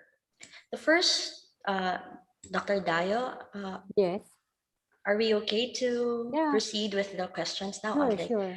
I will read the Sige, first tuloy lang question. po. Okay. So the first question po ay, gender responsive education must be a continuing advocacy in HEIs as bullying and discrimination are still committed, not just by faculty and staff, but by the very people occupying administrative positions. Insensitive language against women or girls is oftentimes committed, like using terms or language with double meaning. You could simply read between the lines, and the usual association of a woman's or a girl's private part with bagoong or ginamos in Bisaya, a popular condiment in our country. What is your take on this, especially if this is posted on social media? Okay lang ba itong gawin kahit pa joke lang? Thank you. Okay, maraming salamat sa katanungan. Napaka-importante ang tanong na yan. Okay, bago ang lahat, gusto ko muling batiin kayo ng mapagpalayang araw sa ating lahat, lalo na sa mga kababaihan. Okay, ang mga tanong na yan ay nagpapakita lamang ng ating kamulatan na ang paggamit ng mga salita ng association with women's private parts and all those stuff with related is covered by a law, yung RA 11313. So pwede po natin gamitin yan at isasama po natin yan sa pagre-review ng batas nito. Kami po ay umuupo bilang nagre-review din ng mga batas tungkol nga ng Safe Spaces Act, Comprehensive Anti-Discrimination Act, at ang CHED po ay nakikibahagi dyan at kami po ay bahagi rin ng pagbibigay. So, yan po ay hindi nararapat. Pwede po nating sitahin o pagsabihan, oy, hindi yan angkop. At kailanman ay hindi yan magiging angkop at hindi natin papayagan na yun ay tatawagin natin joke. Ngayon, paano natin maiwasan yun? Lalo na, magkaroon tayo ng malawakang orientation. At meron naman orientation tungkol sa mga salitang hindi naangkop. Hindi ba? Nadi-diminish ang ating pagkatao, ang ating pagkababae. Gayun din sa taong nagsasalitang yun. Bumagsak ang pagkatao niya. So dapat ipamulat natin sa kanila na ang salita niya ay reflects kung sino siya. Okay.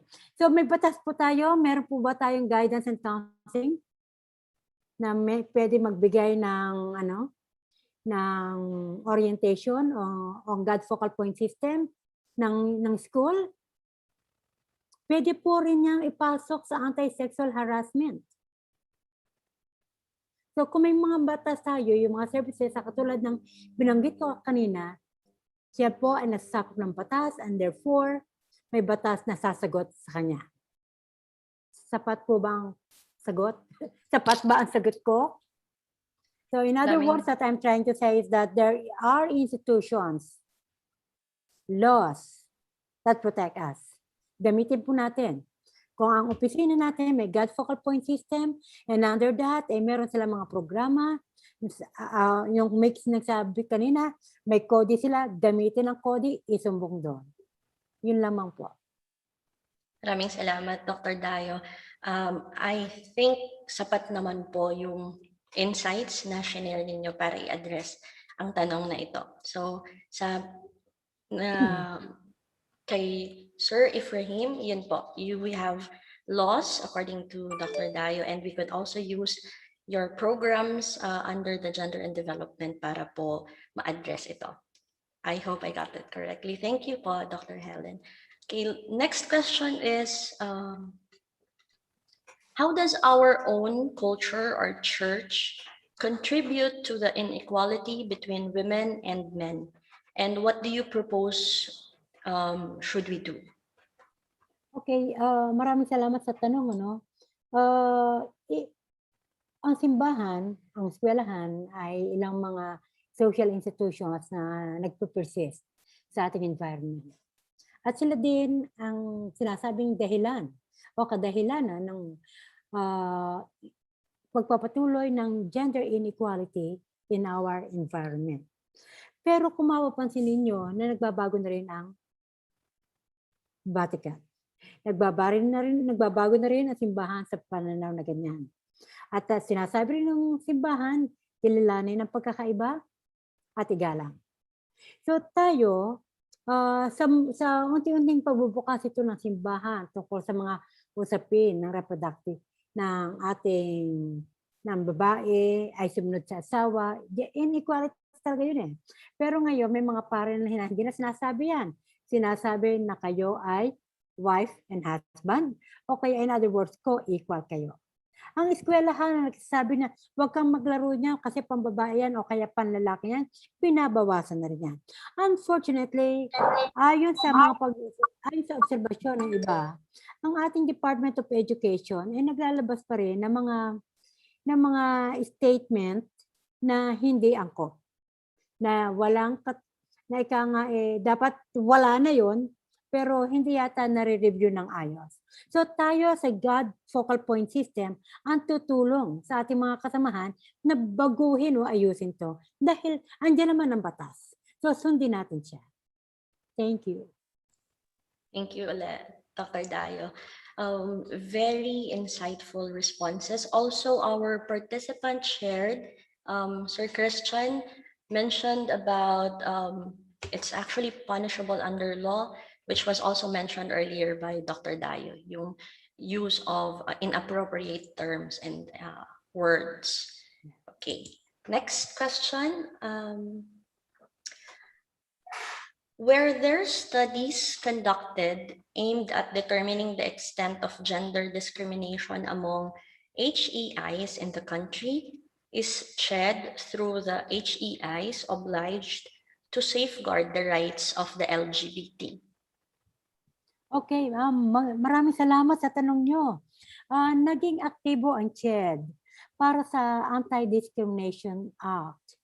I remember sometime in 2019, ako inaupo at nag-preside para sa Anti-Discrimination Law Act na yan. At sa mismong CHED ang nag-host noon lalo na sa mga eskwelahan where people coming from different sectors of education ay naroon. Right now, medyo inaayos namin to ngayon. Yung technical panel ay umuupo dito at pinag-aaral mabuti. Kasi sabi namin, sinasabi namin na may mga contextual clarity sa batas na kinakailangang ayusin. At kami ang gumagawa nito. Ang CHED ang gumagawa nito upang ayusin. Ano yung mga terminolohiya na halimbawa tulad ng racial and ethnicity as if magkaiba pa siya. Sa konteksto ng Pilipinas, ethnicity ang usapin natin at hindi racial. Unless merong racial issues na lumalabas sa malawak na, culturally diverse na nga ang Pilipinas and because of the ASEAN 5 na to, ay nagkakaroon tayo ng palitan. So, pwede nang tanggapin siguro. Pero ano yung coverage? Sino ang nasasakop ng batas nito? So, maliwanag kung sino. Yung LGBTQI. At nagkaroon kami ng malawak ng usapan and this was sponsored by the National Academy of Science and Technology upang bigyan linaw ang usapin ng LGBT. At ito ay binigyan ng pansin ng ating mga doktor. It is not a disease, it is not an illness, it is a preference, it is a culturally created identity, or what you feel about yourself defines you. It's not what others define you. So, yun lagi nating iisipin. Paano natin dinidefine ang sarili natin in the community of LGBTQI? So, ganun natin. So, in other words, let's work on more affirmative action. Tayo mismo, sa atin mismo, magsisimula, ang nakikita natin dapat baguhin. Ang batas ay tutulong lamang upang protektahan ang ating karapatan. So, yun po muna ang sasagot ko. Patuloy kami, nire-review namin itong yung Comprehensive Anti-Discrimination Act. Kaya lang, parang nalulusaw ang gender and development doon eh. Pumapasok na kasi yung usapin ng indigenous people's rights. Ay meron namang IPRA. Meron namang batas na tumutukoy dyan. RA 8370 yata yon, yung sa NCIP. Pero maganda rin pag tingnan. Kasi yun ang tinatawag natin intersectionality. Babae, indigenous, kabilang pa sa indigenous group, o kaya ay nabibilang pa sa isang ethno-linguistic group at socio-economic and even political. So, yun ang tinatawag natin intersectionality ng kaapihan, ng kalimitan ng mga sektor, ng kababaihan at ng gayon din ng mga LGBTQ. So, sa atin, magmumula talaga yun. Thank you, Dr. Dayo. So, there is an emphasis on starting with ourselves, yung pagsisimula sa atin. Despite yung ongoing na mga laws na dinidevelop or pinapasa sa Kongreso at yung existing na ng mga batas. We are privileged that somebody from the Commission is with us today to give us the context of these laws also. Thank you again, Dr. Dayo. Our next question is how do we help or educate individuals who still value condescending views, especially as regards women as leaders? Okay, ayan nga, napatunayan na nitong pandemic ng women leaders are better off than male leaders. Ipinakita ito ng Germany, ng Taiwan, ng Pilipinas sa pamamagitan ni VP Lenny. Sa New Zealand, naipakita ito. So, yung mga salitang yan ay sa ating simpleng salita hindi pa sila namumulat o ayaw nilang tanggapin ang katotohanan na ang babae ay may katangiang wala sila at doon nag-build up ang katangian ng pamumuno ng mga kababaihan. Hindi ko masabi na resiliency, but it is not an issue of women over men, but it is an issue of who has the capacity to do. So yun po natin titingnan. Kasi sabi nga, when we talk about human rights of women, ay hindi lamang po sa negatibo, kundi yung kakilalanin ang kakayahan at irespeto. So, broadly, sinasabi ko ito dahil nakikita natin na ang labanan ng mga condescending opinion ng mga tao, huwag natin pansinin dahil huwag natin pansinin at ipakita natin sa kanila na hindi na naaangkop ang pananaw na yan. At naipakita na ito ng maraming bansa dito din sa ating bansa. Andiyan ang ating mga lawyers na sina Sereno, sina Carpio Morales, mga leaders, mga women leaders na ika nga nagpapatunay na when it comes to leadership, babae ay maaasahan. Pero gusto ko lang i-share sa inyo. Minsan, nag-interview ako ng mga teachers sa sa isang school, university na ngayon sa Quezon. At sinasabi nila na napansin nila na ang mga babae pala, mga women leaders, mga women in position, ay mahusay magbaklas, mag-unpack at ina-analyze nila yung mga maraming bagay. At hindi lang sila, at this is one good trait of women. Binapaklas nila at inaalam ano yung mga sangkap na ito that will help them decide. This is katangian isang babaeng leader, inaalam ang punot dulo ng usapin. Salamat po. Thank you ulit, Dr. Dayo. And thank you to our participants for sending in your questions. Meron pa po. Ito po, ang susunod na tanong. How accountable are heads of HEI, especially the state universities and colleges, knowing that they enjoy 5% GAD budget annually? Parang naging formality na lang ang pag-conduct ng GAD seminar. Mabuti ngayon at naka-virtual tayo at maka-invite ng mga GAD specialist na katulad niyo po. Pero noong face-to-face, may ilang faculty nagrereklamo, narinig na namin yan, gasgas na topic yan, wala bang bago, nakakasawa na. Kaya nung facilitators ng GAD seminar na naghanda to make it possible, umiyak na lang. So how can we be more effective educators on GAD kung mismo sa mga sarili natin may mga issue at hugot pa rin tayo? Dr. Dayo? Maraming salamat sa nagtanong. Totoo yan. Hindi lang isa o dalawang mga eskwelahan ay may mga ganyang pananaw. Yan ay nagpapakita lamang na minimenos nila o dinidiminish nila yung ang advocacy natin, lalo na yung mga gender and development focal point system. At ito ay ay hindi pababayaan ng CHED. Dahil ang CMO1 series of 2015 na kung saan ay tahasan, explicitly, sinabi na ang pananagutan ng AHEI na hindi sumusunod sa directive nito ng CHED, ng CMO1. So that's one. Second, yung sinasabi nilang narinig na namin yan. Gasgas na ang topic.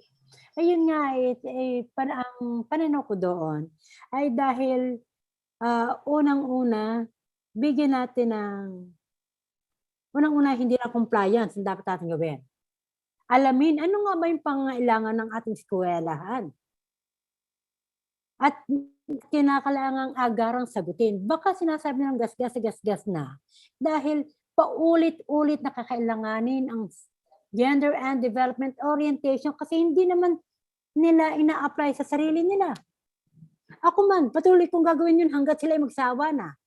Hindi sa pag-attend, kundi makinig sila na may katuturan ang tinatawag nating gender and development orientation.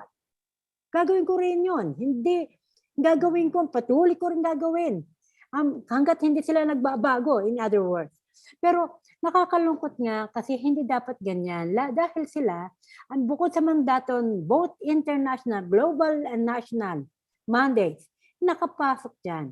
So lalo na kayo na head of state, head of education sector, siguraduhin ninyo at tulad nga ng tanong ko sa kaninang guide, yung few guide questions regarding meron ba kayong pulisiya upang maiwasan ang gender discrimination?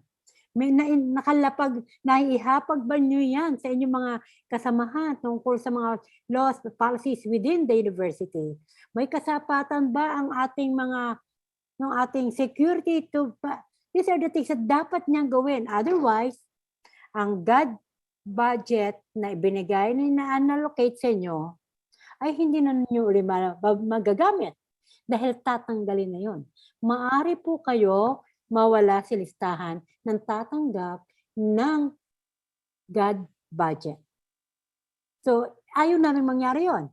Ang gusto po natin isulong hanggang ang lahat ng ating paaralan, ating eskwelahan ay maging gender sensitive and become gender responsive.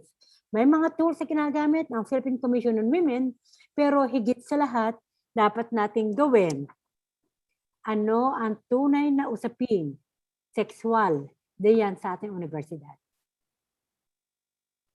So, yung pong ibinahagi ko sa inyo, mga guide questions lang yun. na pwede pa natin palawakin upang higit nating maisabuhay. Ita-translate natin yan into action. What we need now is action. God action and no longer laws because laws are there already. So yun po. So ini-encourage ko yung mga schools, lalo na yung mga mga GFPS, yung mga God Focal Point System, na isiguro na naiisa sa buhay natin ang ating programa. Salamat po.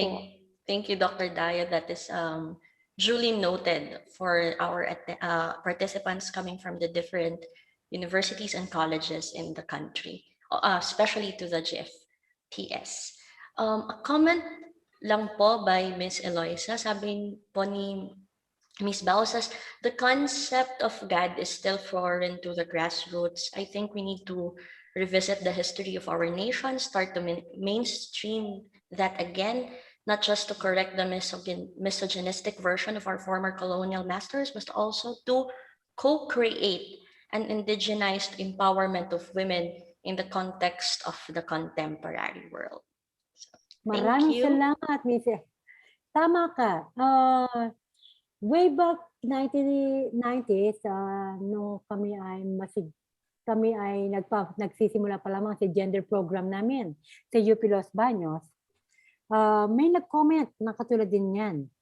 Nang usapin ng gender and development and equality ay usaping kolonyal. At hindi ito usapin ng mga Pilipino. Sa isang banda, totoo naman yun. Niyakap natin. In other words, niyakap natin ang usapin. Ang usapin ng gender and development, ng Western thoughts of gender and development ay atin yon.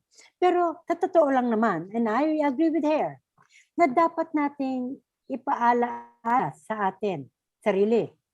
Na simula pa noon ang babae ang nangunguna. Kung familiar kayo sa babaylan, ang babaylan po ay mga kababaihan. Nagbibigay ng, sabi nga, sa lengguwahe ngayon, ay nagbibigay ng desisyon, na sila yung mga pantas. Kaya ang mga lalaki ng mga panahon yun, ay nagsuot babae, upang sila ay paniwalaan, pakinggan ang kanilang sentimiento, and so on and so forth. Dapat natin talagang ibalik yan. So maraming salamat sa iyong mungkahi na pwede naman nating i-indigenize yan. Ako bilang anthropologist, pinagbasa ko rin ang historya ng mga kababaihan natin. Kaya lang, nagsimula ang kababaihan, ang history ng kababaihan natin noong colonial period. Pero pre-colonial, andyan na ang mga babaylan. Andyan na ang mga manggagamot, ang mga babaylan, ang mga manggagamot. Sila yung mga henyo at mga pantas ng panahon natin. Pero nung panahon din natin, tayo po ay meron ng social structure at meron na tayong sariling panulat. Yung tinatawag natin baibayin. So, at nasabi rin ng mga Kastila, nung una pa man, pagbabahagi ko lang to, na ang mga babae ay higit na marunong magsulat sa baibayin kaysa mga lalaki. So in other words, when it comes to leadership, women, Filipino women, even before we became Filipinos, ay may kanyang katangian at ito ay kinikilala ng mga lalaki. Ganun po yan. Salamat. Maraming salamat. Sige, gawin mo ng program, gawin mo ng research. Maganda yun. Oo, pwede. Okay po. Maraming salamat. Our fourth question, Dr. Dayo, we are moving on with it. Has the CHED or other educational institutions that pursue GAD and character development among Filipinos have considered another means of implementing their objectives of GAD, as not all Filipinos are capable of pursuing higher education or pursue an education in general. And even if they pursue education, they are focused on enriching their well-being to be properly employed individual instead of a GAD individual. What are these other means of implementation? Okay, ang CHED ay merong programa, UniFast. Are you familiar with that? Universal Scholarship for Students. At binigyan din ito ni Atty. Mimiya daw, season, noong December of 2019. Na binigyan niyang halaga ang ating mga katutubo, ang ating mga underserved communities na mag-access nitong UNIFAS. Ang bawat eskwelahan sa atin ay mayroong pagkakataon na mag-access ng UNIFAS at ibigay sa ating mga estudyante na underserved. So it's just a matter of the school itself representing the underserved student community. So meron po tayo mga windows. Meron yung, di ba, there was a program before yung aral turo, yung gabay turo, something like that. So, basahin muli natin ang SDG 4. Nakatutok tayo doon, ano ang dapat gawin ng state signatories dito sa SDG. Makikita natin na bigyan lahat magkaroon ng equal access to education. So, lalapit ang CHED, lalapit ang DepEd, lalapit ang TechBook sa inyo, sa mga underserved para makapag-aral. So, doon nga sa meeting noong 2019 ng UNIFAS, kasamahan namin doon yung mga katutubo mula sa iba't ibang bahagi ng ating bansa. At nakita nila at naipabahagi nila sa amin na despite ng kanilang kahirapan, nabibilang sa underserved community, nakapagtapos sila ng pag-aaral sa suporta ng CHED UNIFAS. So, ang masasabi ko lamang ay naandyan naman sila. It's just a matter of exploring possibilities of giving them a scholarship. Nakalagay din doon, so meron naman ginagawa. So, gamitin po natin yan. Okay. Salamat. Salamat, Dr. Dayo. So, yung emphasis po dun sa Universal Free Tertiary Education Act, Free I think, Education Act. UNIFAS, making tertiary education accessible to all Filipinos. Yes. And also because there are also programs, if I may, there are also Meron silang programs mga programa. Yes, scholarship din po, Dr. Scholarship Dayo, as you programs. mentioned. At as a matter of fact, andun din yung representative ng NAPSI para ma-identify kung sino nga ang pwedeng mag-access. So andun din yung mga barangay chair at mga school leaders na tumulong upang ma-access nga itong UNIFAS. Okay.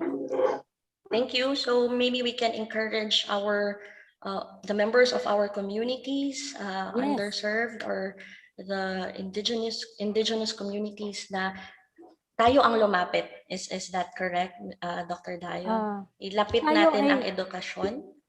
Hindi. Yes, tayong educators lalapit sa kanila. Para sabihin, ito po ang mga programa na pwede natin i-access. So, ang issue nga lang ngayon ay access and success.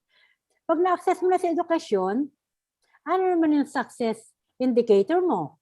Kung ang gagamiting indicator ay yung ranking and grades, mga awards. So these are the things na patuloy nating aalamin kung paano tayo magkakaroon ng tatawagan natin gender equitable education system. Di ba? Access and success. Hindi ba? Yon. Salamat po. In the interest of time, I know our participants have additional comments and questions, but we are down to our last question. Maybe our speaker later, if she will permit, she can answer other questions. Pero right now po, for this session, we're down to the last question. Dr. Dayo, terms like head of the family, housewife, haven't heard of husband, breadwinner, ilaw ng tahanan have gender discrimination undertones. How can the HEIs address this? Okay. Ang unang pamaraan para mabago yun ay paggamit ng gender fair language. Yung gender neutral language. So kung makikita natin, hindi na natin ginagamit na house husband. Spouse. Babae, instead of wife, spouse. So in other words, the use of language is critical in pursuing our gender fair, gender equality education system. So use of gender fair language ang una nating tingnan. Ikalwa, siguro pwede rin nating baguhin. Yung sinasabi kong mga conceptual clarity na nag-evolve na siya ngayon para mabago na. Tulad ng instead of he, he, or she, ang ginagamit na lang nila ze. Not to identify any sexes or gender preference. So nag-evolve naman siya. So patuloy lang tayong culture change, so we change. So mababago po natin yan. Yun muna. At kung may mga katanungan, pwede sigurong i-send sa akin and I will try to communicate with Miss Gina Apiniano or to you, Miss Nordisa, para masagot natin. Kung meron ka na kailangan ng medyo sagot na programa related to CHED, I will ask CHED if it is possible to answer them for you. Okay? Thank you, Dr. Dayo. In addition lang dun sa shinare ni Dr. Dayo, I think she also mentioned about gender fair language that is incorporated in a CHED memorandum, and also the use of gender fair language issued by the Philippine Commission on Women and the Civil Service Commission. Actually, if I may say, if you read the CMO 1 2015 and its implementing rules and regulations, andun po ang mga ilang pamamaraan kung paano natin may isusulong ang gender mainstreaming in our education system. So andun yung CODI, andun din ang yung tatawagin nating paggamit ng language, gender fair language. Ganon din yung pagsasabuhay natin ng batas, especially sa academic, sa research and innovation, livelihood and enterprise. So, ngayon po, kasalukuyan namin, babahagi ko lang sa inyo. Meron po tayong nag-propose po kami ng Master of Arts in Gender and Women's Studies. At ito po ay nasa final stage na before we face for public hearing. And then second, ginagawa rin po namin ngayon yung National Gender and Development Research Agenda, na kung saan ang National Higher Education Research Agenda ay maaayusin natin in sync with the National Science and Technology Agenda. So yun po ang ginagawa namin sa kasalukuyan. On the side, yung mga bills na yan. Yun po. Salamat po. Thank you, Dr. Dayo. So marami po tayong antabayanan na mga programa mula sa komisyon. At this point, thank you. We are closing the open forum and we will proceed with the awarding of certificates to our resource speaker and other speakers.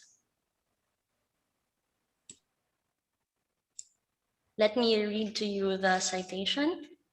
The Philippine Normal University, Philosophical Association of the Philippines, and Pathway Center for Lifelong Learning Incorporated awards this certificate of recognition. This certificate is presented to Dr. Maria Helen F. Dayo for sharing her expertise as resource speaker in the panel discussion on philosophy, gender, and education in celebration of the International Women's Day via Zoom, given this 8th day of March 2021, signed Dr. Roel V. Avila, Executive Director and Provost of PNU South Luzon, Dr. Jeremiah Joven Joaquin, President of the Philosophical Association of the Philippines Incorporated, and Dr. Mary Pauline V. Saking, CEO of Pathway Center for Lifelong Learning.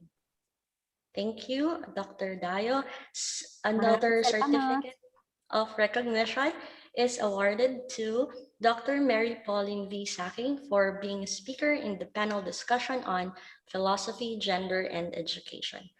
Similar certificate is awarded to Dr. Raquel R. Geronimo for being the reactor in the panel discussion on philosophy, gender, and education.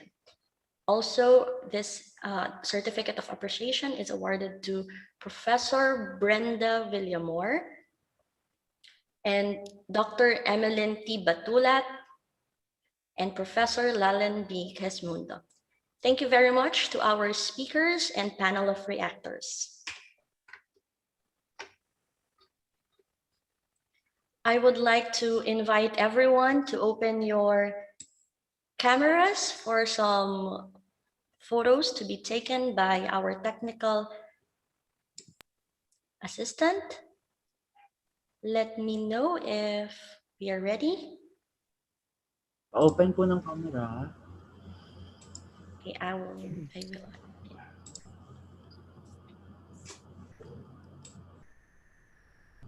On your cue, sir. I'm still waiting for the others to open their cameras. Okay. Everyone, please open your cameras. This will just take a few seconds. Okay. Ready? First slide. Ready? 1, 2, 3. Next slide. Keep smiling po. Ready? 1, 2, 3.